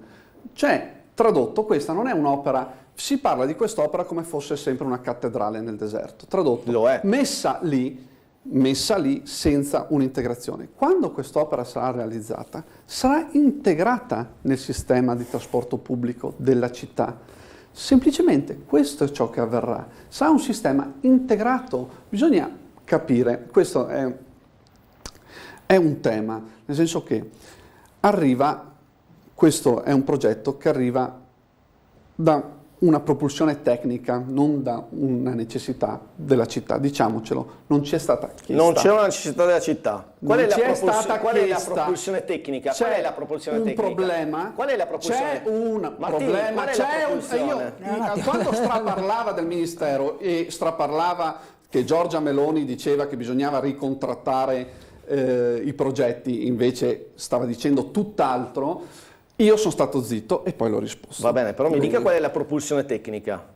Risolvere il problema dell'accesso nord di questa città. Ok. Punto esclamativo. Questo è il tema, questo è un progetto tecnico che serve a risolvere quel tipo di problematica. E io dico ancora una cosa, questo progetto messo all'interno del sistema del Porto Vecchio sarà un progetto molto utile, perché se si va a vedere la parte, tutti ci si concentrano sempre sul tratto che va da Barcola a Opicina, senza calcolare il tratto da Molo Quarto a Barcola, che anche quello è importante, perché permetterà al Porto Vecchio di svilupparsi in un determinato modo senza avere nulla che intralci il suolo di Porto Vecchio. Lei sa quante fermate ci sono in Porto Vecchio dell'Eurovia? 3. Lei pensa che una struttura di 63 ettari, una infrastruttura di trasporto pubblico di 3 fermate possa essere utile per il trasporto pubblico? Sì. Sono distanti 700 metri l'una dall'altra, Signori, le fermate. Le fermate di trasporto pubblico devono essere di 300 metri. Allora, ripeto, io l'ho interrotta? No. Io vengo interrotto? Sì. Va bene, siccome ho cose importanti da dire, riprendo il mio discorso. Ripeto, quelle fermate sono messe in punti che saranno strategici per il Porto Vecchio. Ad oggi il Trieste Convention Center fa grandi numeri, il Magazzino 26 fa grandi numeri, c'è la centrale idrodinamica, ci sarà poi sul terrapieno di Barcola la cittadella dello sport. Tutte zone che andranno raggiunte anche da ragazzi giovani che non hanno l'auto e che non possono sempre, come vorrebbe adesso Trieste, muoversi in monopattino o in bicicletta, semplicemente si muoveranno anche attraverso la cabinovia. Allora, vi interrompo per la telefonata, ma poi vi chiedo una cosa su questo argomento. Buongiorno. Pronto? Ragazzo Martini, per favore. Sì. Lui. Calma. E mi pare di sentire un prete che parla. Mi scusi tanto? Sì. La guardi, mi sono Luisa. Sì. E ragazzo Martini parla, però tutto quel che lui dice non mi batti bene. Come si può fare quella funivia? Come si può rovinare il nostro paesaggio? Non c'è mica le Dolomiti qua che andiamo a sciare. Non si può fare quella, la maggioranza delle persone triestine non vuole quei fili che va su e hai visto che bora che era questi giorni. Troveremo la funivia a Remengo fino a su a Trentino. Non si può fare quella roba, non c'è un ambiente qua per fare, E ascolti, quella roba non bisogna fare. Avremo il nostro tram, ripareremo il tram e il tram resterà centinaia di anni. Inutile a mettere quella roba che va su e su e giù. Non c'è un ambiente qua per fare. Non c'è montagne, non c'è neve qua, che bisogna andare con i sci per sciare su. Ecco, questo non si può rovinare il paesaggio. E anche per i gabbiani e tutti quei animali che si intrappolano in quei fili.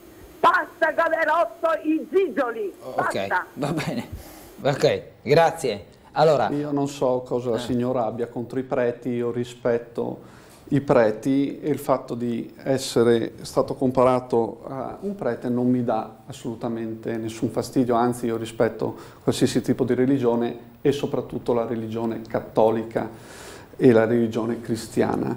Questa è una questione di rispetto, avrebbe potuto semplicemente dirmi parli troppo, non devi parlare troppo, ripeto, l'attacco personale ci sta, ma non l'attacco ad altre categorie che non sono qui per difendersi. Questo è un progetto che la maggioranza dei cittadini di Trieste, quando durante queste regionali si è detto rendiamo le regionali un referendum sulla cabinovia, nel senso che le regionali le ha stravinte il centrodestra, la posizione del presidente Federica su questo tipo di tema la si conosceva, l'aveva detta qua a Tele4, quindi su questo tema diciamo che scriccogliamo un pelo. Quindi, ripeto, c'è un progetto, ci sono delle problematiche, c'è tutto, ma discutiamo su come renderlo migliore, anche perché non si può fare altrimenti, nel senso che... Non è vero. No, non è vero, ecco, questo continua, adesso mi devo andare a spiegare come dopo che il Ministero delle Infrastrutture, che ripeto, ha la competenza diretta, perché questo si tratta di infrastrutture, esatto, che ha la competenza di trasporto diretta, pubblico, ha detto in maniera palese al Comune di Trieste no, non potete cambiarlo. E ricordo sempre che il Comune di Trieste, per quanto riguarda la spesa del PNRR, ha ricevuto da organi terzi, imparziali, la cosa di essere il migliore d'Italia a livello amministrativo. Quindi, in maniera molto tranquilla. I telespettatori che ci stanno ascoltando non sono d'accordo sul fatto che l'Ovovia sia un'opera tra le migliori d'Italia, cioè lo pensate solo voi e qualche organo non molto autorevole. Quando ci sono pareri di stampo contrario, gli organi sono autorevolissimi. Quando il Ministero dell'Interno porta in Europa questo tipo di progetto e gli dà priorità 1, il Ministero delle Infrastrutture è incapace. Benissimo, ci sta nel dibattito dire anche questo, ma non è vero. Semplicemente il Ministero dell'Interno ha visto che progetti aveva, è un progetto di stampo divisivo. Lo avete fatto diventare un progetto di stampo divisivo perché questo era un progetto che doveva far sognare questa città, perché ci si muove in maniera innovativa, che poi innovativa fino a un certo punto, però innovativa all'interno del sistema cittadino. Questo ha creato delle problematiche, ha creato delle frizioni. Per esempio, quello che si dice è i fili andranno ad impattare in maniera totale. No, perché i fili, se andiamo a vedere dove passeranno sotto la metà del Faro della Vittoria, sotto la metà, significa sotto il livello della statua a livello visivo. Non ci sarà alcun impatto a livello visivo perché è stata progettata per questo. Zadnic, poi devo fare io delle domande perché altrimenti io direi ci sono due punti che emergono in maniera chiara rispetto a questa discussione, a questo confronto. Uno è la visione chiaramente diametralmente opposta, no? Chi crede che l'Ovovia sia un'opera moderna, innovativa, che i fili passano sotto la statua, quindi non è un problema. Chi invece da un anno e mezzo sta dicendo che invece le problematiche di quest'opera sono moltissime, a partire da quello che era, come dire, l'ha detto prima il consigliere Martini, la finalità tecnica che ha portato a ipotizzare quest'opera, che era quella della risoluzione dell'accesso nord, e qui ancora di nuovo la stessa Regione Friuli-Venezia Giulia, il Ministero del Dipartimento dei Trasporti diceva che in realtà assorbirebbe solo l'1% del traffico dell'accesso nord, quindi i dati alla mano, il motivo principale che vi ha spinto a progettare quest'opera è irrisorio, perché solo l'1% dell'accesso nord verrebbe assorbito dall'Ovovia. Ma non c'è solo questo, c'è il fatto dell'impatto ambientale, di sposcare 5 ettari di un bosco prezioso e bellissimo con le relative problematiche di dissesto idrogeologico. I fili non passano solo vicino al faro, non passano solo disboscando 5 ettari di bosco bovedo, ma passerebbero sopra il viale monumentale del Porto Vecchio, quindi deturpando un luogo bellissimo, e le stazioni che sarebbero in testa e coda del viale monumentale impedirebbero anche il cono prospettico che attualmente, lo dico a chi magari non ha avuto la fortuna di passeggiare in questa zona che è ancora chiusa, si può vedere tranquillamente il Faro della Vittoria e Montegrisa guardando questo viale. Le stazioni, quelle bellissime stazioni progettate da Fuxas con spese molto alte, chiuderebbero, sarebbero dei tappi, e la stessa sovrintendenza dà un parere negativo sul tratto Opicina-Bovedo, ma dice che c'è ancora da come dire, sciogliere quel dato là, perché lì non ha dato ancora un parere, anzi ha dato un parere negativo transitorio perché non è stato dato ancora un progetto definitivo. Allora, c'è il tema, c'è il tema anche che l'Ovovia in realtà non sarebbe neanche uno strumento di trasporto pubblico per il Porto Vecchio, perché le stazioni sono 3 molto distanti, e invece c'è bisogno di un tram che abbia ogni 300 metri una stazione. Chiudo solo questo, e quindi questa c'è una visione diversa, no? Loro credono questo, noi da anni e con la grande maggioranza dei triestini diciamo che invece la vera risposta potrebbe essere il tram. Ma l'altro tema politico, che a fronte di questi giudizi la maggioranza di centrodestra e il sindaco di Piazza non stanno preparando un piano B, perché è molto probabile che quest'opera non verrà realizzata, ed è molto grave che non si inizi seriamente a lavorare un piano B per non far perdere alla nostra città i 48 milioni di euro del PNRR. Allora, sentiamo una telefonata, poi ho una domanda a testa su questo. Buongiorno, ce la faccio. Buongiorno. Pronto? Buongiorno? Niente, allora comincio con la prima e la faccio a Martini.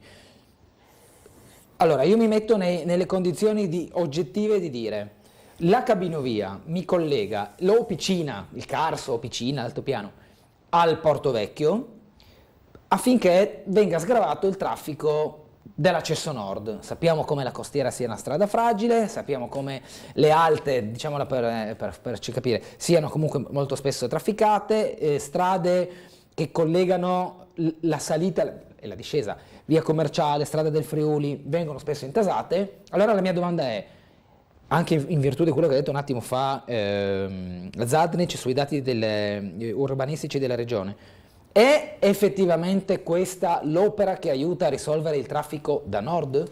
Questa è la mia domanda per lei, poi ne ho un'altra simile per Zadnic. Allora, non è un'opera definitiva, questo lo sappiamo. Quello che noi siamo andati a fare in questo progetto e quello che hanno fatto i tecnici del comune è, in maniera scientifica, perché è stato usato un sistema scientifico, prendere una parte di quel traffico, intercettarne una parte. Noi siamo consapevoli che non tutti prenderanno la cabinovia, siamo totalmente consapevoli, ma applicando delle funzioni scientifiche il Comune di Trieste e i suoi tecnici che hanno dottorati di ricerca su questo hanno fatto un calcolo, un prospetto, una simulazione in base ai dati che abbiamo, perché i dati del traffico del Comune di Trieste sono molto precisi, sono più precisi di quelli, penso, di quelli regionali per quanto riguarda il territorio triestino. E questo impatterà sulla mobilità interna del Comune. Questo è quello che noi andiamo a dire. Cerchiamo una delle soluzioni. Questa è una delle opzioni. Aiuta a. Non abbiamo... Non è la risoluzione del problema, ma aiuta a. Esatto. Ok, domanda a Zadnic. L'alternativa che voi proponete come tram treno non collega il Carso alla città? Il problema è l'accesso nord, intanto aiuta a. I tecnici della regione, analizzando i dati del Comune di Trieste, hanno detto che l'Ovovia, che costa 60 milioni di euro per la realizzazione e diversi milioni di euro per la gestione ordinaria, ridurrebbe il problema dell'accesso nord dell'1%. Cioè, quindi loro stessi dicono che è un risultato irrisorio. Parole della regione Friuli Giulia, non del comitato Nuovovia, non di adesso Trieste. Allora, il problema è l'accesso nord. Allora, come si risolve il problema dell'accesso nord? Uno, se parliamo dell'accesso nord, vuol dire in particolare dall'Isontino a Trieste, quindi dobbiamo sgravare il traffico della costiera e della statale 1, e l'altro è il problema da Opicina verso il centro. Allora, intanto da Opicina verso il centro, fatemelo dire, facciamo ripartire il tram, che da 6 anni che è bloccato, cioè noi abbiamo degli attuali sistemi di trasporto pubblico fermi. Abbiamo un problema da Opicina, rafforziamo, come tra l'altro chiedono i comuni dell'altopiano, le linee di trasporto pubblico su gomma, magari anche con autobus elettrici, per sgravare via Commerciale, ma con un trasporto pubblico su gomma, che tra l'altro ha il vantaggio a rispetto dell'Ovovia, perché farlo passare dove? Cioè via Commerciale c'ha 3 autobus adesso. Però se noi aumentiamo... Non possiamo metterne un quarto. Sì, perché in un autobus ci stanno... Da frequentatore della strada. Certo, in un autobus ci stanno 80 persone, avere un autobus in più vuol dire avere 40-50 auto o meno. Quindi è questo perché dobbiamo promuovere il trasporto pubblico, tram, autobus? Perché vuol dire ridurre il traffico. Sì, certo, meno veicoli a fronte di uno più grande. Poi, e quindi questo è il punto da Opicina al centro, rifacciamo ripartire il tram, fondamentale, e qua possiamo aprire un altro capitolo, ma purtroppo il tempo non c'è. E 2, se c'è bisogno di risolvere ancora di più il tema dell'altopiano al centro, rafforziamo anche le linee di trasporto pubblico su gomma.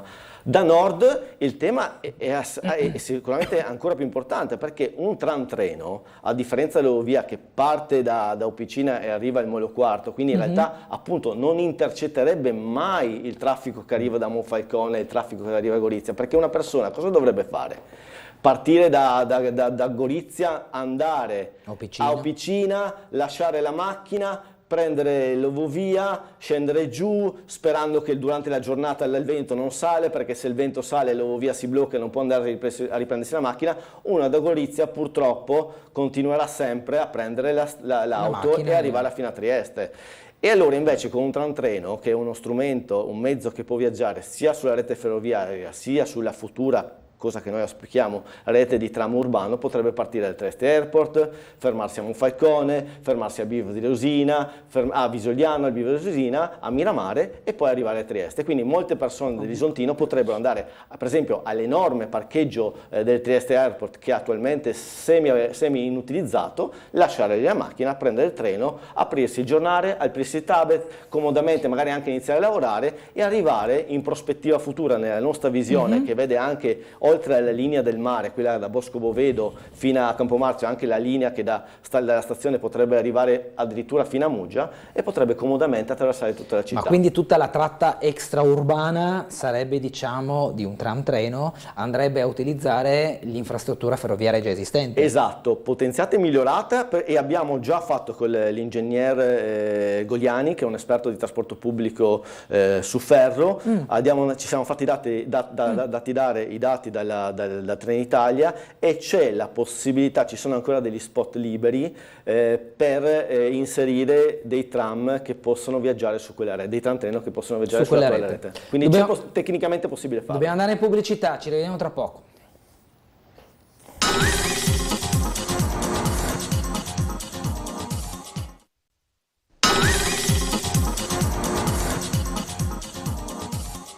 Torniamo in diretta con Sveglia Trieste, tanti gli argomenti della cabinovia sul tavolo, anche tante le mail che stanno arrivando. Buongiorno, complimenti ai vostri animati ospiti che alla fine non danno vere risposte, ma una risposta sulla galleria e sul tram, date certe si possono avere, anche le strade di Trieste sono tappezzate piene di buche pericolose, si sa se c'è un piano di riasfaltatura generale, grazie Paolo da Trieste. C'è il piano triennale delle opere che però non riesce ogni volta a coprire tutte le esigenze, perché a fronte di tante domande si riescono a evadere ci sono una serie di richieste. Delle priorità, ci sono strade ad altissima priorità, strade a priorità più bassa con un piano delle opere molto lungo e le riasfaltature vengono fatte di volta in volta. Per quanto riguarda la galleria si stanno concludendo i lavori, tutte le penali di legge sono state applicate per quanto riguarda la galleria di Piazza Foraggi e quindi presto si arriverà alla conclusione dei lavori. Per quanto riguarda il tram, l'Ustif, che adesso ha cambiato nome, Asvisa, esatto, è già venuta a controllare la linea, presto farà le sue deduzioni, non ci dovrebbero essere problemi, ma qualora ci fossero delle deduzioni bisognerà fare dei piccoli lavori, ma presto il tram partirà. A me piace ricordare quello che ha detto adesso il mio interlocutore. Ha detto praticamente da Opicina chiedono più autobus per venire giù, chiedono che riparta il tram. Quindi se chiedono c'è un'esigenza di venire, quindi la cabinovia ha un senso. Poi per quanto riguarda il tram, io voglio sempre ricordare una cosa. Il tram di Opicina aveva una postilla specifica nel bilancio regionale. Tradotto, costava alla collettività, quando una linea di autobus costa circa 1 milione di euro per linea, il Trieste Trasporti prende dalla regione circa 50 milioni di euro, quindi vuol dire che ogni linea ci costa circa 1 milione di euro, e lo considero giusto, sia ben chiaro. Il tram di Opicina ci costava come minimo de base, e adesso costerà sicuramente di più, 2 milioni di euro secchi all'anno. Ok, ci sta, può essere giusto spenderli, ma questa è la realtà delle cose. Il tram ci costava 2 milioni di euro. Poi, prima si parlava di progetti bellissimi, nulla da che dire, nulla da che togliere a questi progetti, ma hanno costi completamente diversi di quello della cabinovia, costi infinitamente più alti rispetto a quello della cabinovia. E ci sta parlarne, ci sta ed è giusto parlarne e discuterci sopra, ma bisogna dare la consapevolezza che costano infinitamente di più e si possono fare, bisogna proporli, però non è detto che te li finanzino. Oggi abbiamo ricevuto un finanziamento per risolvere, per mettere una pezza ad un problema e stiamo discutendo se investire o no 48 milioni di euro più quelli che abbiamo ricevuto, 62 totali finali, che diventano 62 alla fine, 62 milioni di euro sul territorio di Trieste. Questo è quello che stiamo facendo. Quindi in maniera molto chiara noi diciamo: oggi abbiamo questo progetto, realizziamolo. Se domani dovessimo ricevere altro denaro per altri progetti, li realizzeremo e integreremo tutto. Non saranno cattedrali nel deserto separate, ma sarà un sistema di trasporto pubblico integrato nella città di Trieste. Fine. Quanto costa un tram treno? Costa allora, il tram più anche che abbia la un linea senso, ecco. È paragonabile, il costo al chilometro è paragonabile a una cabinovia. Infatti avevamo fatto un calcolo molto preciso e con gli stessi soldi inizialmente previsti per la cabinovia, che erano 48 milioni di euro, poi sono saliti a 60 e passa milioni di euro, si poteva fare una linea tranviaria da piazza della stazione fino a Piazza Foraggi, non solo le linee, quindi le opere urbanistiche, le stazioni, le rotaie, ma anche l'acquisto dei tram per avere una frequenza di tram ogni 5 minuti. Quindi è paragonabile il prezzo a chilometro tra cabinovia e tram. Ma la vostra proposta collega il Portovecchio però? Allora, la nostra proposta... sì. Domani viene detto, dateci una proposta alternativa, voi sul piatto, come comitato, cosa presentate? Un tram che da Parc Bovedo vada fino a Campomarzio, attraversando il Portovecchio e le rive. Perché lo diciamo? Quindi una L, diciamo, Portovecchio, rive. Esatto, perché lo diciamo? Perché quella, cioè la linea 1, che sarebbe quella che dalla stazione va a Muggia, attraversa il centro urbano ed è una linea più impattante positivamente dal punto di vista trasportistico, però oggettivamente molto più complessa da realizzare, perché entra dentro il centro urbano, è complesso. Il Portovecchio è completamente libero, le rive sono completamente libere, quindi anche le tempistiche del PNR, che sono molto stringenti e strette, ci portano a dire andiamo lì, perché lì possiamo, e lo dice anche la sovrintendenza, andare velocemente a costruire una linea tram. Tra l'altro Trieste storicamente, oltre al tram storico, ha avuto sempre una linea molto diffusa di tram, è un ricordare anche quella nostra storia. Trieste è stata la seconda città in Europa dopo Londra a avere delle linee tram elettrificate, quindi noi abbiamo l'orgoglio di essere sempre stati all'avanguardia e dobbiamo tornare in quella direzione. Un punto sulla galleria di Piazza Foraggi io però lo devo dire, perché appunto a noi viene paura a pensare cosa potrebbe succedere anche dal punto di vista della gestione dell'appalto se venisse realizzata la Levovia. La galleria di Piazza Foraggi, e noi faremo un'assemblea pubblica sabato alle 10 in Piazza Foraggi per protestare contro l'incredibile ritardo di questo appalto, perché ricordo a chi ci ascolta, ma probabilmente molti, soprattutto chi vive in quella zona, se lo ricordava molto bene, che il 16 maggio del 2022, cioè un anno e un giorno fa, veniva chiusa la galleria di Piazza Foraggi. Il bando che era stato aggiudicato alla Giunta di Piazza invece prevedeva che i giorni di chiusura dovevano essere 0. Il 16 maggio del 2022 il sindaco di Piazza diceva ai cittadini: dovremo chiuderla per 40 giorni, ma fra 40 giorni tranquilli la riapriremo. Ed è da un anno che il sindaco di Piazza veramente sta prendendo in giro le persone, perché ogni mese dice la riapriamo fra un mese, la riapriamo fra un mese, la riapriamo solo un mese, e questo è assolutamente un modo poco onesto e rispettoso dei cittadini di affrontare le cose, perché sapevamo tutti che era impossibile fare quel progetto senza chiudere quella galleria, ma un politico, un amministratore serio lo doveva dire chiaramente e doveva, in maniera che la gente e la città si potesse attrezzare in maniera diversa. E quindi noi ci troveremo in assemblea pubblica alle 10 in Piazza Foraggi sabato per protestare contro questa gestione veramente incompetente della gestione di questi appalti e B, per raccontare, chiameremo proprio dei cittadini a raccontare quali sono i grandissimi disagi che hanno subito in quest'anno. Se si fosse stati più seri e onesti e si fosse detto dall'inizio chiudiamo per un anno la galleria perché è una infrastruttura fondamentale e oggettivamente necessita di un'attenzione straordinaria, si sarebbe dovuto farla questa opera di chiara, di trasparenza e onestà, Per esempio io vivo in quella zona e chi vive in via del Striero, in via dell'Istria, in via del Veneto sta subendo delle pressioni fortissime in termini di traffico. Allora, chiudendola a 40 giorni o non chiudendola, uno dice beh, teniamo il trasporto pubblico com'è, teniamo la mobilità pedonale qual è, perché tanto per 40 giorni si tiene duro e poi si riparte come era prima.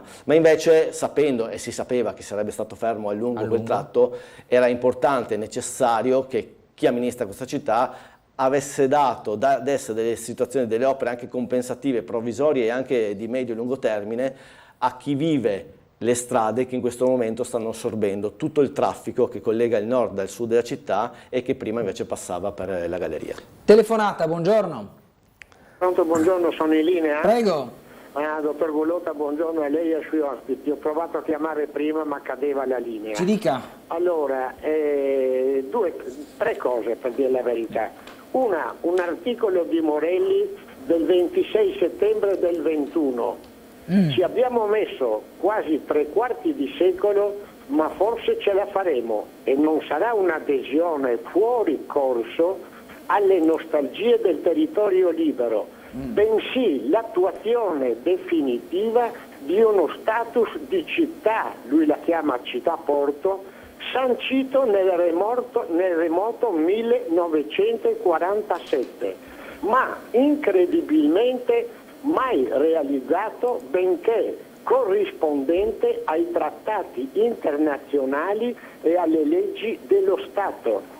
Questa è la prima domanda, vorrei che commentassero l'articolo di Morelli, che voi conoscete bene, il dottor Morelli, perché era direttore di Tele4 e adesso è con il centro di... Poi, un'altra cosa, vista la trasparenza che dice il signor Martini, commenti un attimo l'articolo di legge 190 del 2014, la comma 6 e 19, articolo 1, ripreso con la legge 205 del 2017 e vediamo cosa si può fare in Portofranco Nord. Ci sono due leggi, non può sempre rifiutarsi il signor Martini di rispondere, non può sempre dire non rispondo. E un'altra cosa, il PNRR, benissimo, ci vengono regalati i soldi o sono soldi a debito, come sono soldi a debito, che un domani dovremo restituirli? Possiamo noi attingere ai finanziamenti europei o ci troveremo sulla gobba tutto il debito? Ok. Beh, su questo dei fondi PNRR c'è effettivamente un attimo di perplessità anche fra i partiti, cioè i fondi PNRR sono una parte a fondo perduto, una parte a debito, però sono frutto del periodo pandemico che ha spinto l'Europa a dire ai paesi c'è questo gettito di liquidità perché bisogna risollevare tutto il problema che ha creato la chiusura, gli stop, tutto ciò che purtroppo abbiamo vissuto.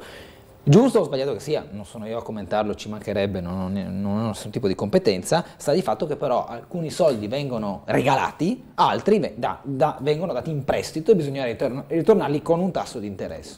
Martini? Beh, da questo punto di vista i fondi del PNRR, che è un tema di stampo nazionale, hanno questa doppia questione, ma il problema è la finalità per cui vengono usati per investire in infrastrutture nel nostro paese che un domani dovrebbero risolvere tutta una serie di problematiche.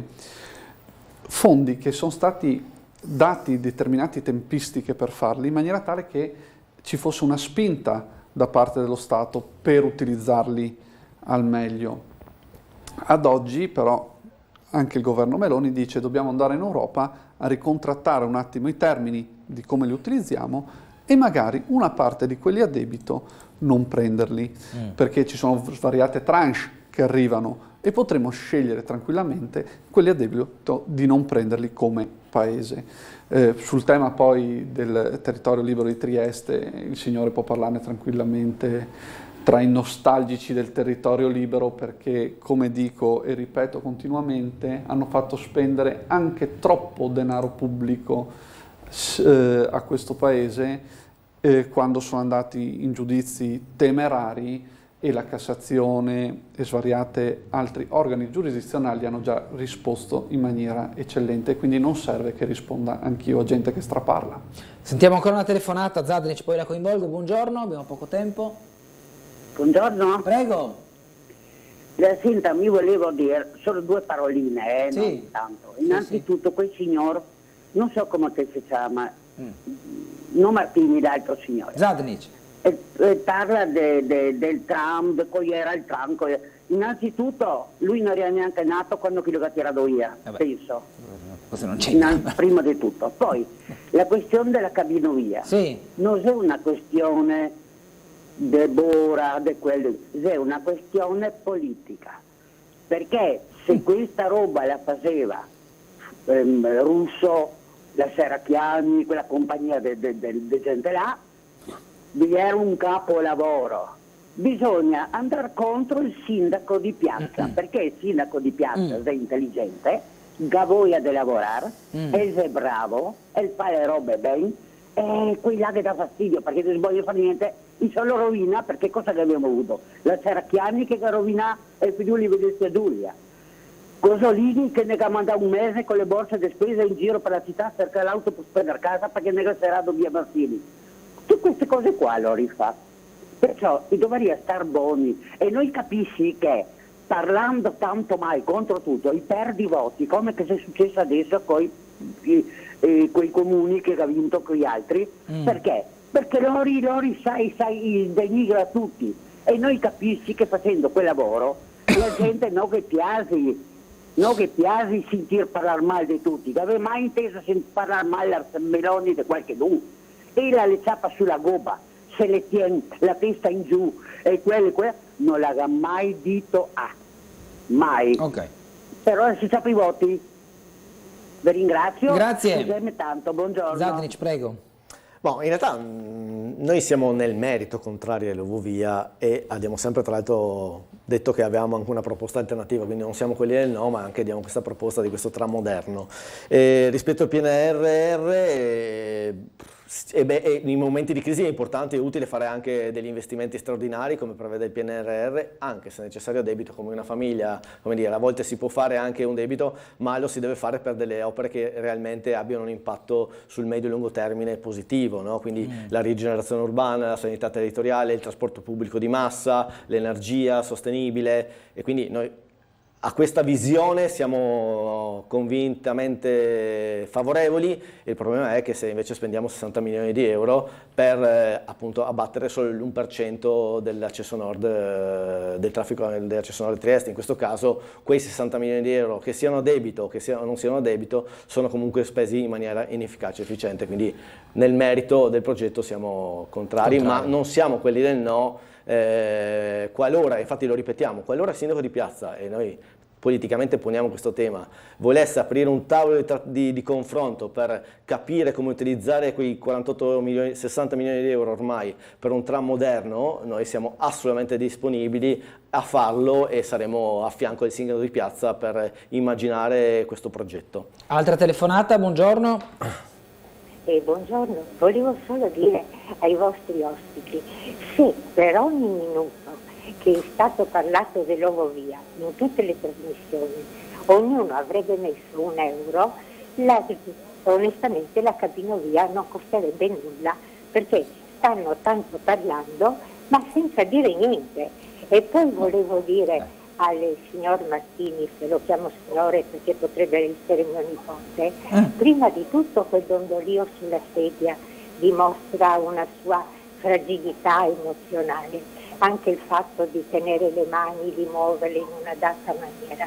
Io lo capisco perché è poco di più di un adolescente e di conseguenza è stato coinvolto anche lui dai problemi del Covid e forse dal fatto di dover rimanere in casa, e perché il Covid ha portato veramente dei disagi nei giovani. Ma quando si presenta in TV cerchi di essere un po' più moderato, se posso passare il termine. Si è arrabbiato per niente. Mi sembra di sentire mio nipote che ha 16 anni, che basta dirgli no, non vai in discoteca, alza la voce e si arrabbia. Arrivederci e buona giornata. Grazie. Martini? Allora deve stare seduto, composto. Grazie per avermi dato dell'adolescente, ne sono anche ben felice, vuol dire che mi tengo particolarmente bene, perché non sono un adolescente ma non sono neanche un ventenne, ormai ho superato i 30 anni, quindi io lo ringrazio in maniera totale questo per la signora. Poi per quanto riguarda il dondolio della sedia, io invito chiunque a venire su queste sedie questo è vero, avere le mie misure e trovare una posizione che possa essere comoda e mantenuta a lungo tempo senza prendere mal di schiena. E questa vuole essere una battuta cara a una signora per cui io potrei essere suo nipote, quindi ne sono ben contento. Per quanto riguarda la mia arrabbiatura di prima, io gli attacchi personali rispondo sempre in maniera molto tranquilla, anche prima quando si è parlato dei preti che svolgono una funzione comunitaria importante, sono stato attaccato perché sembro un prete, io ho risposto in maniera totale che rispetto il lavoro dei preti e quindi sono contento anche di essere comparato ad un prete. Quindi l'arrabbiatura era dovuta al fatto che veniva attaccata la struttura del Comune di Trieste e il modo di lavorare della struttura del Comune di Trieste, non la struttura, che non può. Sta dicendo una cosa inesatta. Venire, sta dicendo una cosa inesatta. Allora, io non ho attaccato la struttura del Comune di Trieste. Parole, il Comune di Trieste, non il sindaco di piazza o Mirko Martini, che ci sta benissimo. Se tu dici Mirko Martini non lavora con trasparenza, vabbè, ti avrei risposto in maniera tranquilla. Tu hai detto il Comune di Trieste non lavora con trasparenza perché questo foglio non è stato reso pubblico. In alcune occasioni non sono stati resi pubblici. Allora, non generalizziamo, Martini, in alcune occasioni dei documenti importanti non sono stati resi pubblici. Anche il RUP è stato qualche giorno fa della cabinovia, è stato qualche giorno fa a Ring, credo, ha parlato e non ha citato questi documenti, che invece erano documenti importanti, che era importante che i cittadini avessero. Quindi non generalizziamo, io non ho parlato di struttura, ho parlato che in alcune occasioni, in particolare nel tema cabinovia, dei documenti importanti non sono stati comunicati in maniera trasparente. Questo era stato detto.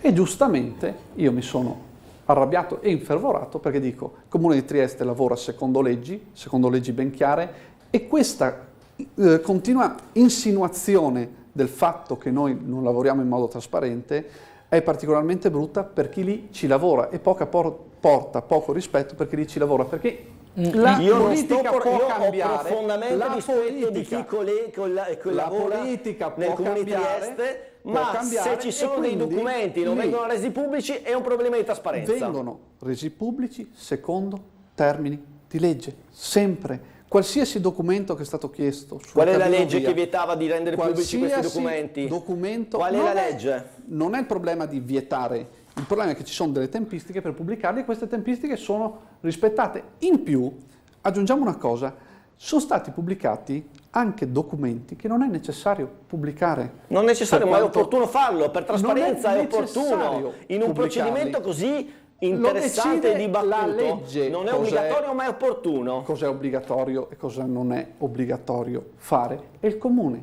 di Trieste lavora in modo trasparente e onesto. Dopo, sul piano politico, ditemi quello che volete, non è un problema, risponderò punto su punto, ma quando si attacca la struttura comunale io mi infervo tutto lì. Sentiamo ancora una telefonata prima di chiudere, buongiorno.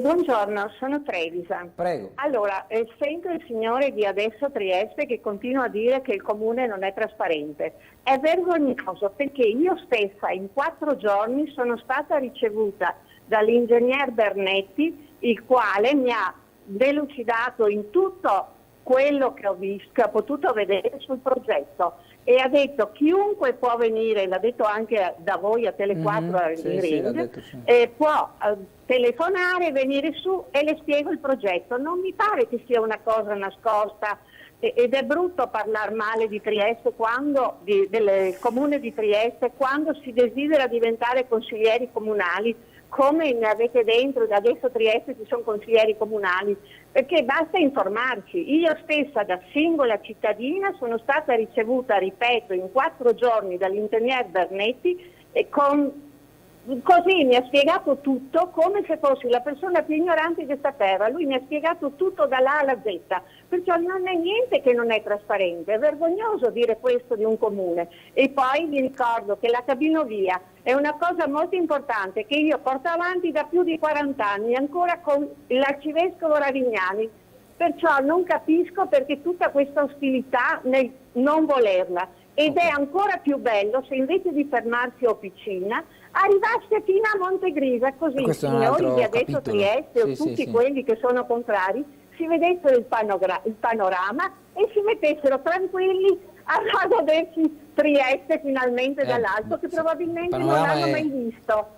Ecco, questo è importante perché anche adesso Trieste, che parla di biciclette e tutta sta roba, nell'Ovovia possono salire su biciclette, carrozzelle, persone, un progetto che è alternativo a tutto il tram e tutto quanto. E ha ragione la signora che ha telefonato prima, forse il ragazzo non si ricorda di quando hanno tolto le scine del tram che passava nelle rive, che poi ostacolava, ed è stato tolto proprio nel periodo della sinistra. Adesso è inutile far politica, abbiamo un progetto, abbiamo la possibilità di farlo, abbiamo i soldi, dobbiamo portarlo avanti, basta. Tante storie per che cosa? Per qualcosa che si può realizzare. Signora, mi scusi se sono brutale, ma ho pochissimo tempo, volevo far rispondere a Zadnic per giusto, poi dobbiamo andare in pubblicità, prego. Ma velocissimamente, ho profondo rispetto delle strutture del Comune di Trieste in tutti gli ambiti, c'è però a volte un problema. Ripeto, quando l'ingegner Bernetti alcuni giorni fa è venuto a parlare della cabinovia e aveva questi giudizi di ARPA e sovrintendenza e non li dice in maniera chiara e trasparente, mettendo a conoscenza tutte le persone che c'erano comunque dei giudizi negativi sul progetto, c'è una mancanza di trasparenza ed è oggettiva questa cosa. Per un dibattito chiaro, trasparente, in cui ci si possa confrontare nel merito su opinioni da punti di vista anche contrapposti, era utile e importante che queste notizie, quando si va a fare un dibattito pubblico, venissero messe a conoscenza di tutti. Che progetto hai in mano in 30 Un altro secondi? progetto, noi adesso Trieste abbiamo l'orgoglio di fare questo weekend, da venerdì a sabato, un laboratorio di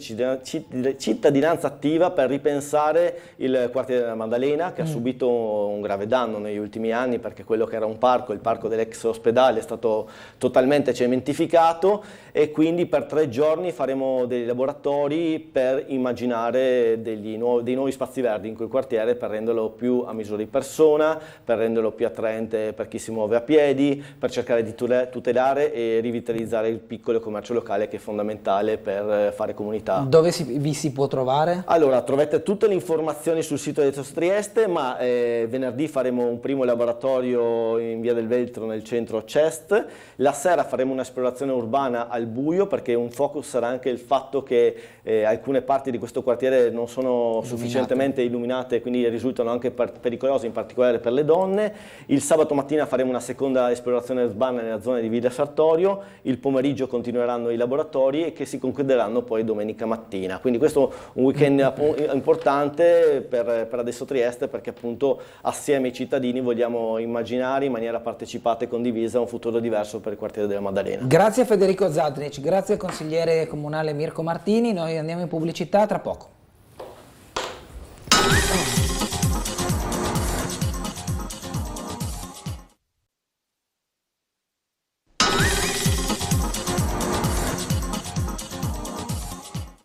Bene, riprendiamo la nostra trasmissione in compagnia di Francesco Russo, consigliere regionale del Partito Democratico, vicepresidente del Consiglio. Ben ritrovato. Buongiorno a tutte e a tutti. Leggo alcune mail, Russo, che ereditiamo ancora da questa ora e mezza passata in compagnia di Martini e Zadnic, dove l'argomento dell'Ovovia l'ha fatta da padrone. Mi sa che tornerà tra una cosa e l'altra come argomento. Insomma, una oggi. Curiosità: quale potrebbe essere l'orario di fruibilità della cabinovia? Perché se dovesse essere sospesa verso le 20 sarebbe veramente un'opera inutile, scrive Tatiana. Dal cielo al mare, leggo che questa è un'altra mail che ci scrive Renata, dice: leggo che la linea Grado Trieste è sempre della ditta Vidali, non ha fatto una bella figura la scorsa estate, perché decide Gorizia in merito e non una città di mare come Trieste? In un giorno di bora avremmo così una barca in balia delle onde e un'ovovia Sbattocciata de Refoli, che scusa, ogni tanto devo focalizzare la scritta quando è scritta in Mi pare che vogliano corsivo. cambiare quella barca perché evidentemente credo abbiamo messo anche nero su bianco che l'anno scorso non era in grado. L'anno Insomma, scorso c'è questo avuto tante a interruzioni. dimostrazione che quello che dicevamo sulla pericolosità di quella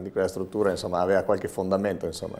Altra mail dice: buongiorno, ricordo la possibilità di prolungare la corsa della 38 tra la Sissa e Campo Romano. Questo sarebbe un ulteriore mezzo pubblico che collega Carso e città, scrive Andrea Marzoli in questa mail. E concordo. poi ancora una mail: buongiorno, inutile parlare, i sapientoni hanno distrutto tutto quello che funzionava bene a Trieste, meno bla bla bla e più ascoltare la cittadinanza. E invece l'opinione di Nevio. Ho notato anche... Non so con chi ce l'abbia, però io è quello che invito, nel senso che in questi studi ho presentato qualche mese fa in esclusiva un sondaggio in cui 2 triestini su 3 sono contrari all'Ovovia, quindi ascoltare i cittadini credo proprio in questo momento, anche alla luce di quello che succede, ascoltare gli esperti e ascoltare i cittadini. Altra mail, poi mi viene una telefonata: buongiorno, alcuni motivi per essere contrari alla cabinovia. Per quale motivo una persona dovrebbe lasciare la macchina o piscina? L'impatto visivo del panorama verrebbe compromesso già alla partenza in Portovecchio. Fare esempi di città dove esistono sistemi simili tipo Boston, Istanbul eccetera mi sembrano fuori luogo. Trieste non è una metropoli. È quello che abbiamo sempre detto, magari poi aggiungo qualcosa, ma se vuole andiamo a sentire una telefonata. Andiamo a sentire assieme una telefonata. Buongiorno.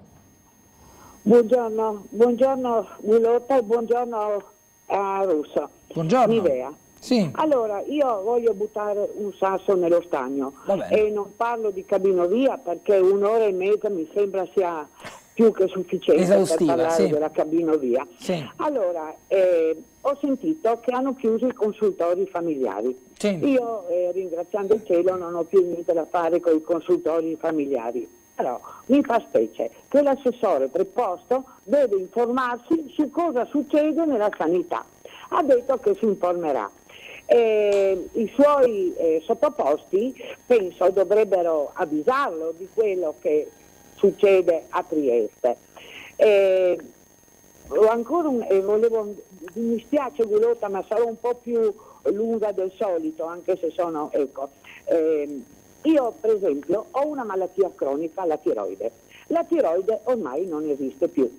12 anni che vado al centro endocrinologico dell'ospedale di Catinara e mi danno per l'osteoporosi un'iniezione ogni 6 mesi che costa parecchio, lo dico sinceramente, costa parecchio.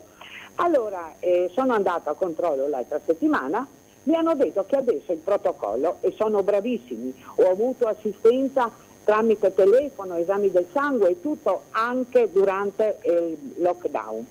E sono veramente efficienti. E mi hanno detto che per protocollo devo andare 2 volte all'anno. Allora io dico, se manca personale, medico, paramedico e tutto, questi si stanno proprio ammazzando di lavoro, perché se una paziente che ha una malattia cronica che da 12 anni va su deve andare 2 volte all'anno, e a me questo non costa niente, però penso che alla sanità costi, perché oltretutto i pazienti che non sono più pazienti saranno raddoppiati e il tempo per ogni ammalato sarà dimezzato, no? E anche con i tecnici di laboratorio penso, perché fare 2 volte gli esami, se sono cose acute lo capisco, ma uno che ha 12 anni una malattia penso che non occorra che vada 2 volte all'anno a fare i controlli quando è andato sempre bene fino adesso.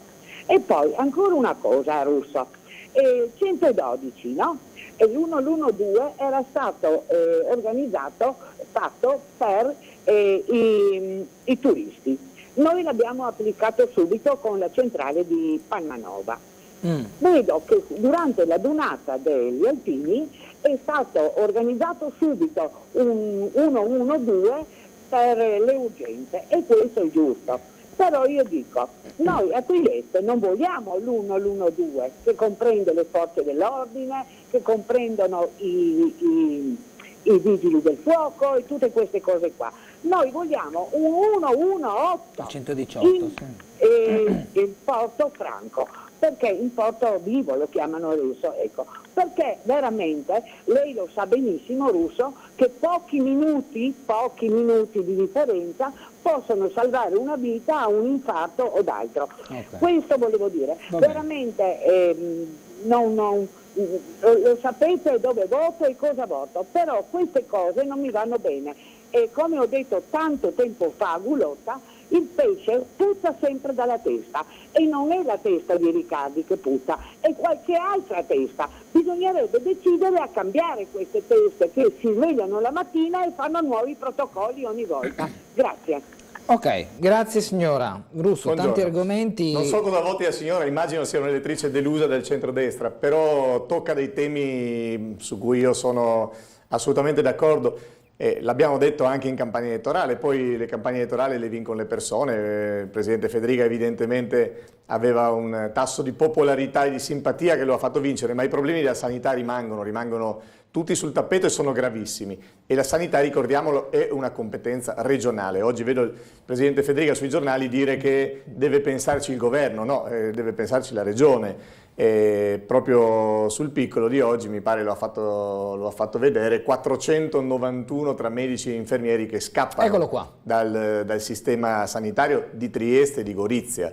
Cioè sono professionisti, come diceva la signora, che sono bravissimi oggi, ma che sono sempre di meno e sono costretti a lavorare in condizioni straordinariamente difficili. Cosa succede? Quando uno deve fare i turni impossibili, è chiaro che poi se il privato gli offre di andare a lavorare con più serenità, di fare il weekend tranquillo, di avere meno stress professionale, è chiaro che insomma c'è una fuga. Ma sono professionisti che poi non si riescono a sostituire. Allora, questo è il grave problema, l'abbiamo detto però da anni. L'assessore Riccardi, che però decide anche i dirigenti che poi fanno queste scelte, quindi è una responsabilità della politica, dell'assessore Riccardi, del presidente Fedriga, e insomma lo sanno da anni. Noi l'abbiamo detto in Consiglio regionale, guardate, sta arrivando questo fenomeno, guardate che lo stress a cui si è aggiunto poi lo stress del Covid farà scappare le persone, guardate che è sbagliato togliere dal territorio, ma perché chiudere? Perché chiudere i distretti a Trieste? I distretti sono la risposta che i cittadini hanno sempre avuto abbastanza sotto casa, perché una persona anziana non può fare mezza città come oggi è previsto. 2 distretti vuol dire uno da una parte e uno dall'altra in città. Se sono una persona anziana che ha difficoltà a muoversi, o mi portano, o viene qualche figlio a recuperarmi, o devo prendere un taxi, ma tanti non possono farlo. Allora, perché ridurre dei servizi? E questo è stato fatto, ma ha un nome soltanto, l'abbiamo detto forte e chiaro in campagna elettorale, lo ripeteremo anche in questa nuova legislatura. Il centrodestra sta privatizzando la sanità. Il centrodestra sta mettendo insieme alcune scelte che portano ad esempio tanti professionisti ad andare nel privato. E questo è privatizzare la sanità. Se io non faccio nulla per trattenere i miei migliori professionisti, i medici che mi salvano la vita, gli infermieri che mi accolgono con grande professionalità, che come ricordava la signora fanno dei lavori incredibili, perché siamo ancora un sistema che sta in piedi grazie alla generosità di queste persone, beh, di fatto si privatizza. E il modello di Riccardi, dell'assessore Riccardi e di Fedriga, l'hanno detto chiaramente in Consiglio regionale quando io gliel'ho chiesto esplicitamente, è il modello lombardo. Cosa abbiamo noi contro il modello lombardo? Una cosa semplicemente, che negli ultimi 30 anni la sanità privata è passata dal 10% al 40%. Guardi, non la sanità convenzionata, perché si fa un po' di confusione, no? Molti di noi vanno, anch'io, periodicamente a fare gli esami del sangue e spesso scelgo una struttura convenzionata, cioè paga l'azienda sanitaria, ma vado da un privato. Ma questo ci sta, alcune funzioni minori vengono affidate alla sanità convenzionata. No, qui stiamo parlando di privati per i quali, ma lo sanno molti concittadini, se il pubblico non ti offre più la possibilità di curarti, devi andare a pagare. Allora, un sistema, come vuole il centrodestra, di sanità privata, in cui chi può paga e si cura, e chi non può si attacca, come si dice a Trieste, ecco, è un modello che a noi non piace, e su questo il centro-sinistra ha sempre fatto una politica chiara e continuerà a farla a difesa dei cittadini. Allora, dobbiamo andare in pubblicità, a rientro andremo a sentire ancora una telefonata, stanno arrivando ancora un paio di mail, breve pausa tra poco.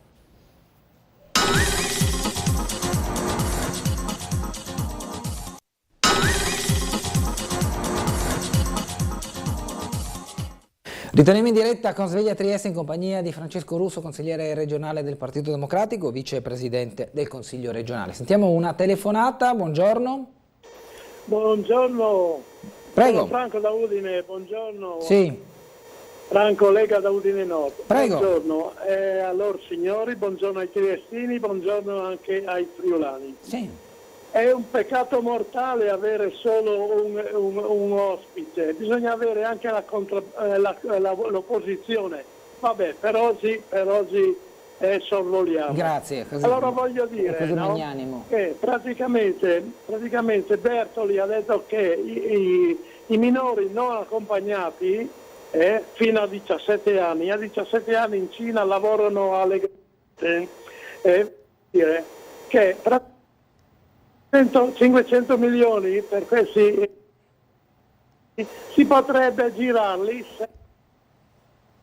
se quella volontà di ricevere tutti dalla cosa balcanica, dalla linea balcanica, se si mettesse sul confine, invece tornando 500 milioni ai dottori, che ci vuole? Ma che ci vuole? Non capite questa non lo so, no, io non riesco. Più alti in grado siete, più le cose le fate in grande, le cose cattive, le cose. Vergognatevi e basta, vergognatevi. No. Grazie, mandi. Grazie, non so, allora, la linea era disturbata, l'audio andava e veniva, non so se a Udine... si è capito solo il vergognatevi. A Udine Nord si prende Udine bene. Nord, forse consigliamo al signore di prendersi una linea migliore. Guardi, credo di aver capito il tema. Sì, il tema la rotta balcanica, esatto. Rotta balcanica, fermatevi ai confini. Io dico soltanto una cosa al signore che come dire, evidentemente è un elettore leghista, insomma mi pare... Franco Lega, la Udine Nord, penso che lo dice il nome stesso. Lo conosciamo. Ma io voglio ricordare al signor Franco che in questa regione governa ormai da 6 anni il centrodestra e la Lega e che nel comune di Trieste negli ultimi 20 anni ha governato 15 anni il centrodestra. E a Roma c'è la Meloni, che aveva promesso di fermare tutti gli sbarchi, di bloccare il Mediterraneo, ma agli elettori di centrodestra, molti, è scattata una lampadina, forse il signor Franco non ancora. Se anche quando governa il centrodestra questo fenomeno non si ferma, vuol dire che non sono i cattivoni del centro-sinistra, vuol dire che sta succedendo. È come il diluvio che sta arrivando sull'Emilia Romagna in questi giorni e speriamo non arrivi anche da noi, poi ci torneremo perché c'è un tema collegato anche sull'Ovovia su questo. Ma sono cose più grandi di noi, cioè veramente immaginare di fare propaganda su questo. Allora mettiamoci attorno a un tavolo a parlare di queste cose, è chiaro che non si può accogliere tutti indistintamente, è chiaro che i flussi vanno gestiti, è chiaro che le persone però bisognose di un aiuto umanitario non possono essere rimandate o fatte morire in mare, perché il Mediterraneo, se si prosciugasse domani, sarebbe un grandissimo cimitero e sarebbe il più grande atto di accusa nei confronti della nostra generazione, quasi come i drammi del Novecento, insomma. I nostri figli ci diranno probabilmente che ci siamo girati dall'altra parte mentre le persone morivano senza che noi facessimo nulla. Però io dico soltanto una cosa, basta propaganda sull'immigrazione. Lo dico con grande franchezza e siamo disponibili a parlarne, ma insomma basta con i toni che abbiamo sentito negli ultimi anni. Russo, le faccio una domanda sulla sanità riprendendo quanto ha detto prima, no? Anche a seguito della telefonata della signora Nivea. Mi metto nei panni di un'amministrazione che deve fare i conti col personale che manca e con una spesa pubblica per la sanità che deve essere oculata. La riduzione dei distretti probabilmente risponde anche a un carattere economico, cioè io ho 4 distretti, coprono un territorio e sin qua penso siamo tutti d'accordo sull'importanza di sparpagliare sul territorio i servizi, però a un certo punto ha un costo, per ottimizzare i costi accentro in 2 unici poli. Non è questa secondo lei una forma in qualche modo anche di razionamento delle risorse sanitarie che possono essere poi dirottate altrove? Ma è sicuramente questo, ma è quello che contestiamo. Intanto perché la Regione ha in questo momento tanti di quei soldi che non ha mai avuto in passato. Allora li spenda meglio, razionalizzi i sistemi, perché ci sono altri tipi di sprechi in sanità, ma offra un servizio. Ma poi noi crediamo che sia proprio sbagliato intanto perché l'investimento sulla salute dei cittadini non è mai una spesa da tagliare, non è mai uno spreco, è un investimento, perché se sto bene poi evito di pesare in altro modo anche sul bilancio pubblico. Ma anche rispetto alle spese di sanità è un errore, e questo l'abbiamo detto all'assessore Riccardi a Fedriga. Se io non ho un distretto, o se il mio distretto è troppo lontano, e quando sto un po' male, non ho la voglia di mettermi in macchina, di farmi portare, di andare lontano, e questo crea un aggravamento, oppure il personale del distretto non è vicino a me, non sa riconoscere per tempo un disagio che io ho, una malattia, ma anche un disagio psicologico. È chiaro che poi questa cosa degenera, e quando è troppo tardi diventa spesa ospedaliera, perché tutti quelli che stanno male, se non trovano una risposta sul territorio, cosa vanno? Vanno a riempire il pronto soccorso. Il pronto soccorso impazzisce, come abbiamo visto. Io posso testimoniare che mio padre è rimasto 36 ore fermo in un pronto soccorso, e così moltissimi altri, e questo aggravia la spesa sanitaria, perché l'ospedale costa molto di più di quanto costi essere curati sul territorio. Queste cose, così come il 118, sono battaglie che abbiamo fatto anche nella scorsa legislatura. Penso all'ex consigliere Zalucar, il collega Zalucar, con cui abbiamo condiviso molte di queste battaglie. Sono scelte sbagliate che stanno allontanando la sanità dal cittadino, ed è evidente, perché quando l'obiettivo è tagliare, è chiaro che si sta tagliando la sanità pubblica, ma come dico, per spostare le risorse sulla sanità privata. Ed è evidente che questo, lo dico ancora una volta, è il vero discrimine, la vera differenza tra centrodestra e centrosinistra. Abbiamo una telefonata, buongiorno. Sì, buongiorno a voi. Prego. Ecco, per quanto riguarda gli immigrati, ci costano una follia, che adesso in questo momento noi siamo proprio alla frutta come nazione. Adesso dico, se i nostri immigrati cioè i nostri italiani vanno all'estero con soldini, si pagano il vitto, l'alloggio e si trovano un lavoro.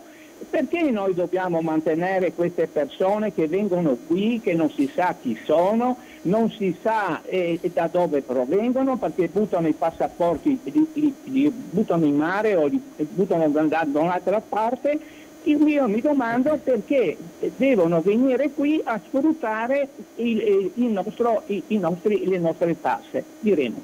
Che vengano qui tranquilli, io non sono contrario agli immigrati, ma se loro venissero qui pagando vitto e alloggio e si trovassero un lavoro, assolutamente non sarei contrario, ma vedere tutte queste persone che cazzeggiano per città senza fare niente per mesi, per anni, mantenute con i soldi nostri, mi dà un po' di fastidio. Ma a parte questo, volevo dirle, caro Russo, che a lei piacciono le spiagge. In Porto, di fronte al Palazzo dei Congressi, c'è un bellissimo prato molto grande, un terreno molto grande. Siccome io dubito che il Porto Vecchio lo vedremo realizzato in pochi anni, almeno pulissero quella fascia di terreno che va a mare, quella fascia che praticamente fa sì che i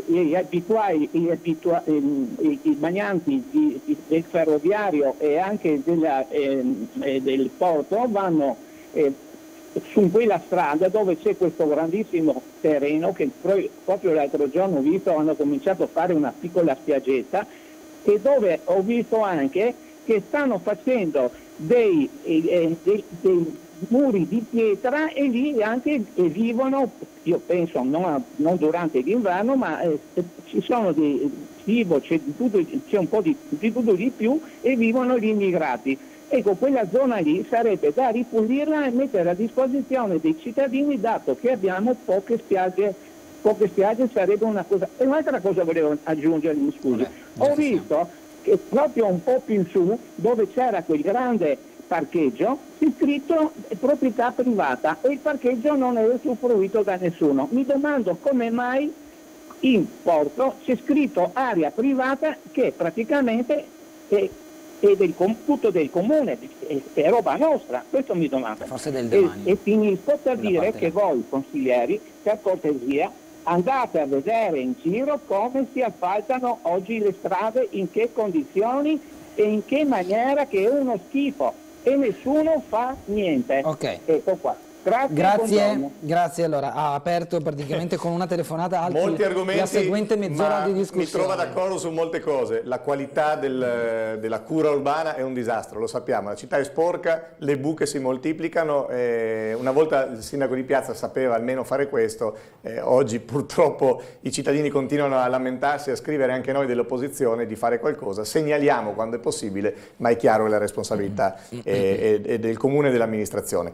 Io do ragione su molte cose a chi ha telefonato. La prima, ci sono molte spiagge, ma anche sul terrapieno ci sono delle spiaggette che più o meno sono utilizzate informalmente e riapriamo quell'area. Lei dice molti anni, no, Portovecchio può ripartire da subito. Cioè, noi ci concentriamo sulla galleria di Piazza Foraggi, sul tram che non parte, su questa follia dell'Ovovia, ma Portovecchio è la cosa più vergognosa che non sta succedendo.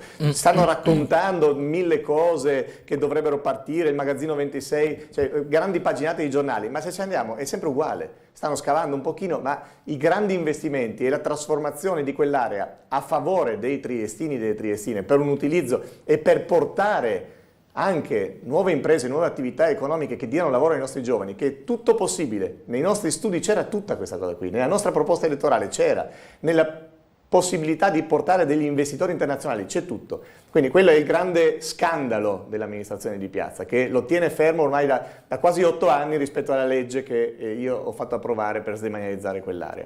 Le do ragione anche sul fatto che dà fastidio anche a me vedere gli immigrati spesso senza far nulla in città. E questo è proprio l'errore di fare propaganda sull'immigrazione. I nostri imprenditori nel nord-est, l'ho ricordato nel primo intervento in Consiglio regionale in risposta alle linee programmatiche di Fedriga, chiedono 50.000 nuovi immigrati capaci di lavorare nelle nostre imprese ogni anno per non chiudere. Questo lo chiedono gli imprenditori, non il centro-sinistra. Di solito gli imprenditori votano a centro-destra. Chiedono 50.000 persone all'anno almeno per tappare i buchi dei pensionamenti che ci sono, perché gli italiani vanno in pensione e c'è quel bisogno lì.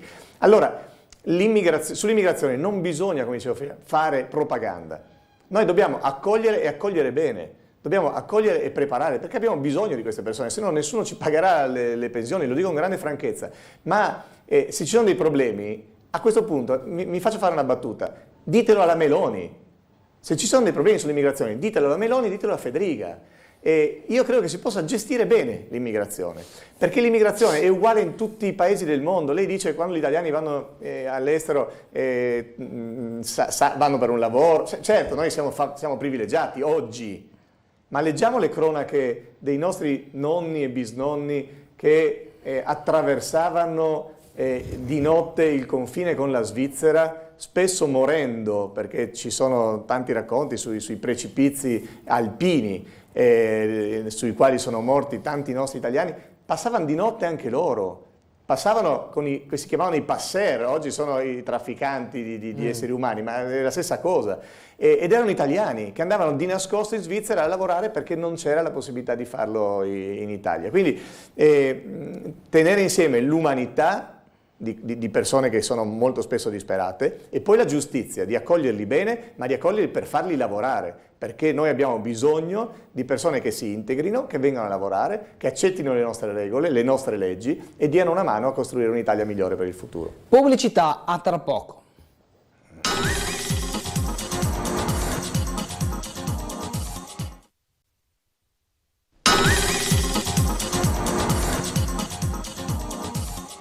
Beh, riprendiamo la nostra diretta, 9:36 minuti, in compagnia di Francesco Russo. Buongiorno. Clinica Salus, mi leggo una mail, visita di controllo dermatologica, 3 maggio 2023, ore 13:30. Eravamo in 4 pazienti con lo stesso orario di appuntamento. Può capitare. Clinica Salus è un privato, quindi non è competenza della regione, è un privato convenzionato, come dicevamo. Di solito è una delle realtà in cui si va volentieri perché c'è una gestione, ecco quello che dicevo prima, molti operatori, molti di quei 491 infermieri e medici che scappano da Cattinara, dal Maggiore, dal sistema pubblico per andare nel privato, ci vanno anche non per i soldi. Molto spesso ti dicono guarda, non vado per i soldi, ma vado per l'organizzazione, per lo stile di vita, il sistema, no, ma anche la catena di comando del pubblico, i dirigenti sono molto spesso incapaci di far funzionare bene delle professionalità incredibili. Ieri ero al Burlo, hanno presentato, Agmen ha donato una bellissima macchina rara, in Italia ce l'hanno in pochi.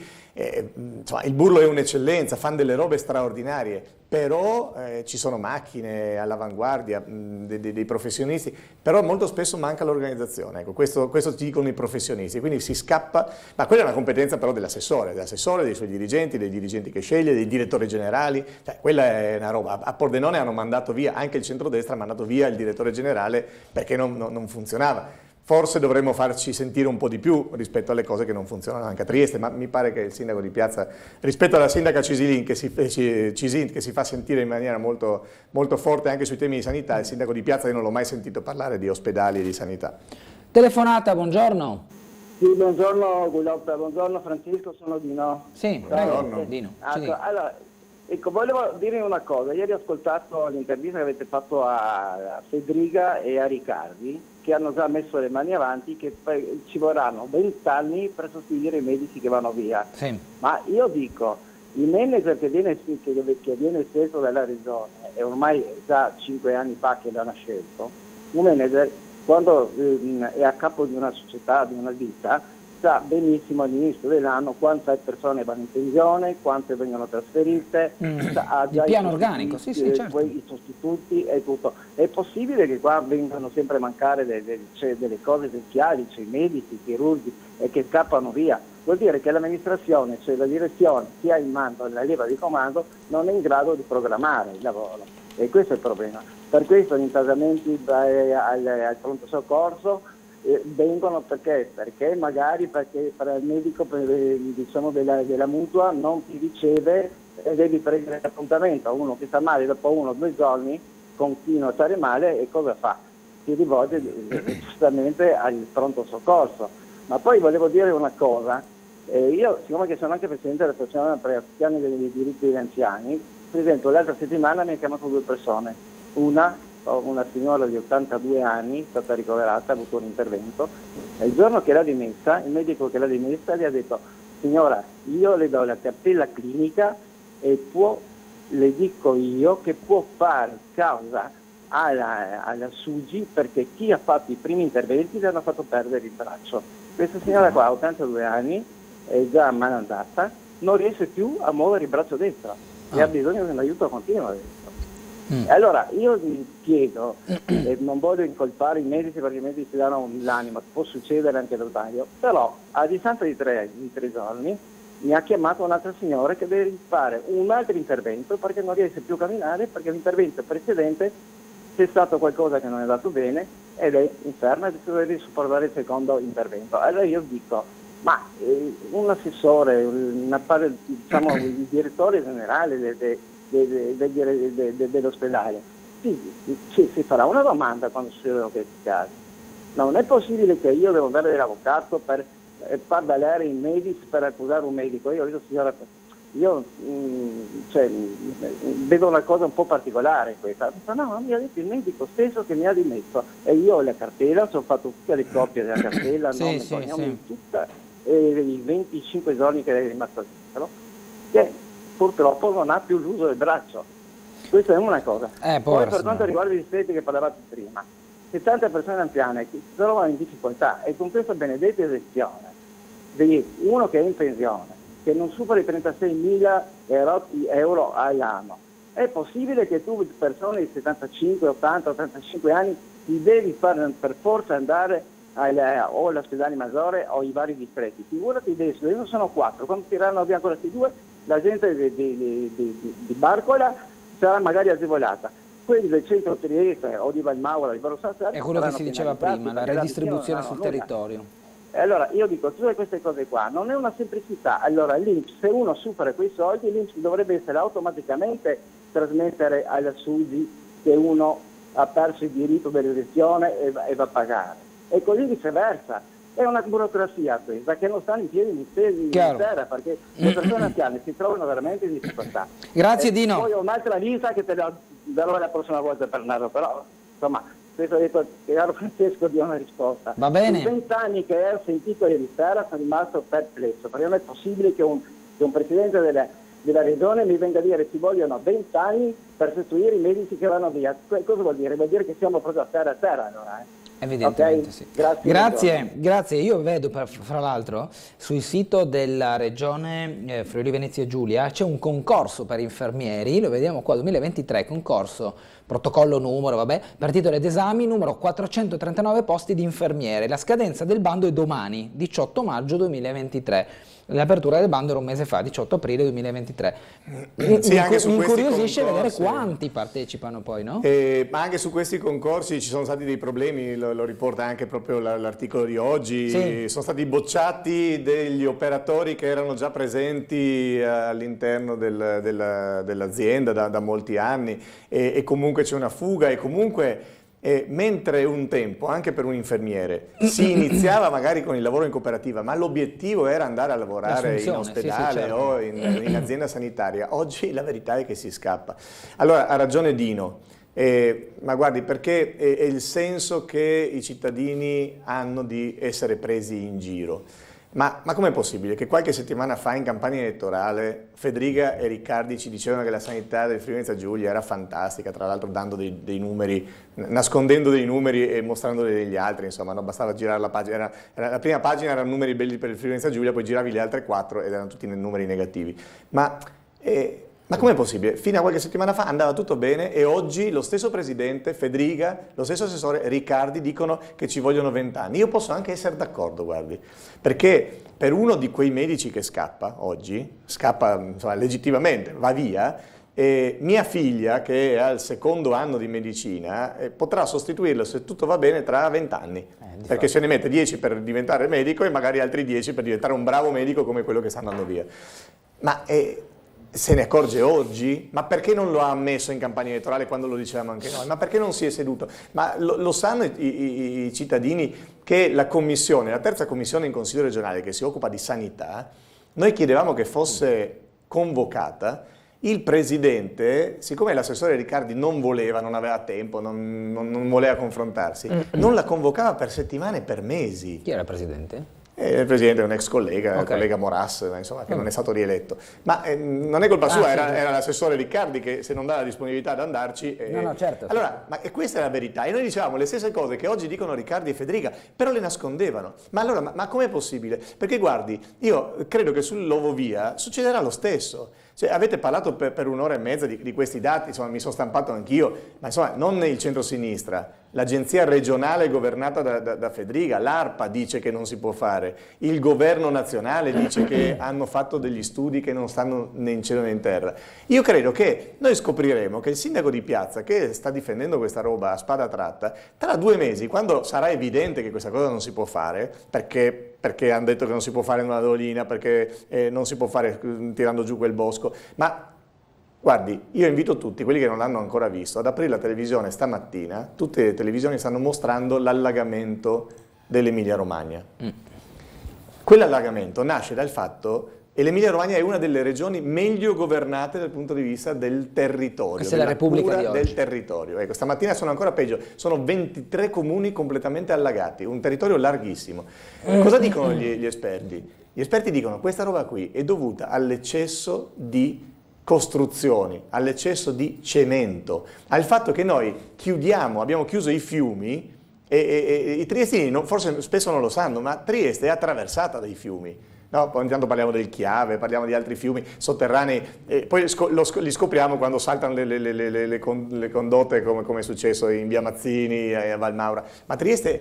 Allora, immaginare che noi continuiamo a chiudere e a disboscare, perché quell'area lì oggi drena l'eccesso di acqua. La prossima bomba d'acqua, quando arriverà anche a Trieste, perché questo ormai succederà, ma insomma noi immaginiamo che possa venire giù quella collina, che già oggi gli abitanti di Barcola e di quella zona lì ti dicono guardate che quando arriva l'acqua porta via tutto tutto il terriccio, tutto il terreno, e arriva per centinaia di metri fino in golfo, perché porta in mare tutta questa roba. Qui si vede il golfo colorato di terra, della terra che viene giù proprio dai terreni dove vorrebbero mettere i piloni dell'ovovia. Ma insomma è tanto difficile. Io faccio un appello qui, lo faccio al sindaco di Piazza e lo faccio al presidente Fedriga. Andiamo insieme a Roma a recuperare quelle risorse. Ci sono 48 milioni, che sono diventati più di 60, sull'ovovia, che ormai è evidente che non spenderemo. Li stanno sprecando e qualcuno dovrà rendere conto anche del fatto che l'amministrazione comunale ha speso, credo già 1 milione di progettazione, FUX, pensiamo a tutte quelle robe lì. Ma non possiamo buttare via 60 milioni. Il presidente Fedriga lo sa, la disponibilità c'è. Il sindaco di Piazza, guardi, in questo momento perfino lo dicono nei corridoi, tra un po' lo diranno anche apertamente, che non sono d'accordo. Mi pare che l'assessore Rossi abbia avuto la dignità di dirlo, perché forse stava in piedi l'ipotesi di andare a Montegrisa, ma così non sta in piedi. Ma stanno parlando ormai, no? Ho sentito la parola dimissioni, perché su una cosa del genere un sindaco e una giunta si dimettono, perché ci stanno raccontando un anno e mezzo che va tutto bene, che sono tutte bugie, che è tutto perfetto, che il centro-sinistra che racconta delle balle sull'ovovia, e poi arrivano gli uffici della regione, gli uffici dell'ARPA, gli uffici del governo, gli uffici della sovrintendenza a dire che non si può, che proprio le leggi non si può. Qualcuno sentivo prima dire ma no, ma basta, ma facciamo le cose, abbiamo i soldi, è una bella idea, facciamola. Ma sì, anche a me piacerebbe, no, una pista ciclistica che parta da sotto casa mia e arrivi direttamente in Carso facendo dei piloni sulla città. Ma questo non vuol dire che si possano saltare le leggi, fare delle robe assurde, fare delle robe brutte e, ripeto, mettere il territorio in condizione di avere le stesse frane, le stesse alluvioni che oggi vediamo nel resto dell'Italia. Adesso basta raccontare, le campagne elettorali sono finite. Per cortesia, mettiamoci intorno a un tavolo e facciamo il bene di Trieste, pensando alla Trieste di oggi, ma alla Trieste tra 20 anni, tra 30 anni, che questi fenomeni atmosferici li avrà sempre più evidenti. Telefonata, buongiorno. Buongiorno, ciao Francesco. Quello che volevo dire... non ne veniamo fuori, io penso, perché manca l'organizzazione e la prevenzione, e questo non riesce a capirlo nemmeno la gente normale. Io sono sincera, io ho lavorato al Burlo fino a poco tempo fa e manca l'organizzazione. Non è che mancano le persone, sono anche brave, però manca l'organizzazione. Mia figlia lavora a Catinara in sala operatoria e non dico che cos'è, perché veramente ti stanno demoralizzando, ti stanno distruggendo. Anche perché il corpo prima o poi ti blocca da solo. Mia figlia è stata bloccata da sola, dal proprio corpo, perché non poteva più andare avanti. Ci sono troppe ore, non c'è tempo, tu hai anche una vita fuori di là. Poi non sei assolutamente gratificato, cioè ti sgridano, chi decide là? Io penso che in questi casi deve decidere comunque delle caposala, là ce ne sono 3 addirittura. Voglio dire, e nessuna si prende la sua responsabilità, non difende i propri addetti? Per me questa è una cosa allucinante. Cioè, voglio dire, se tu vuoi che qualcosa funzioni, devi prenderti le tue responsabilità, come chi sta alla superficie. Cioè, io penso che anche quelle persone che stanno lassù, che ci sono, io le conosco anche, non si prendono le proprie responsabilità. È molto facile sedersi su una sedia e dire così colà. E poi anche io ho visto anche il Burlo, quando vengono questi nuovi infermieri a fare i stage, ci sono delle vecchie infermiere che non firmano gli stage, non li firmano perché non sono in grado di capire, non capiscono come si fanno le diluizioni, non capiscono tutte queste cose. Cioè sono cose importantissime se tu vuoi fare l'infermiere. Non è un mestiere, dicono mestiere, ma veramente una professione molto delicata, d'accordo? Umanamente, psicologicamente, tutto quanto, eticamente. Dunque di conseguenza, ragazzi, cioè io non so se cambierà qualcosa, non credo, anche perché hanno chiuso adesso Trieste, Bond, con tutti questi distretti. Non so, prenderemo il tassametro se uno ci darà i soldi per arrivare fin là. A me, io non so, non riesco più a capire se riusciremo a curarci o no. Mi dispiace, comunque questo è il mio pensiero, che veramente siamo alla deriva e sinceramente mi vergogno, e anche da Roma che non vengono delle risposte per la sanità. Cioè io non li capisco, e poi non mi piacciono tutte quelle parole che stanno usando, perché sinceramente è offensivo. Visto che mi sono una brutta sciava da quando sono nata, d'accordo? Me l'ho sempre detto a Trieste e continuo a dirmelo, dunque di conseguenza penso che sinceramente siamo un po', ecco, proprio alla deriva di tutto, anche perché insomma uno conoscendo più lingue e più culture penso che vivi molto meglio. Non so che paura che ha, ma evidentemente ha paura di qualcosa. Buona giornata e grazie. Grazie signora, grazie della sua telefonata, che è stata anche uno sfogo, ma inerente agli argomenti di cui parlavamo prima. È lo sfogo prima. che raccogliamo dai cittadini. Io ho solo un invito, perché sottoscrivo quello che è stato detto, poi ci sono cose tecniche che riguardano però l'organizzazione, come dicevo prima, sì. La selezione del personale, la qualità del personale, ne arrivano tanti di bravissimi, giovani, che hanno voglia, ma devono essere messi in condizioni di imparare e di fare bene le cose. Io dico, faccio un appello anche ai cittadini, guardate, la sanità è una cosa troppo delicata, poi ce ne accorgiamo quando stiamo poco bene, insomma è capitato anche a me, ma non diamo per scontato che ci sia per sempre. Fino al 1979 in questo paese, quando ci fu la legge che ha la firma di Tina Anselmi, in questo paese se non lavoravi non avevi la copertura sanitaria. Le casse mutue c'erano soltanto per chi lavorava.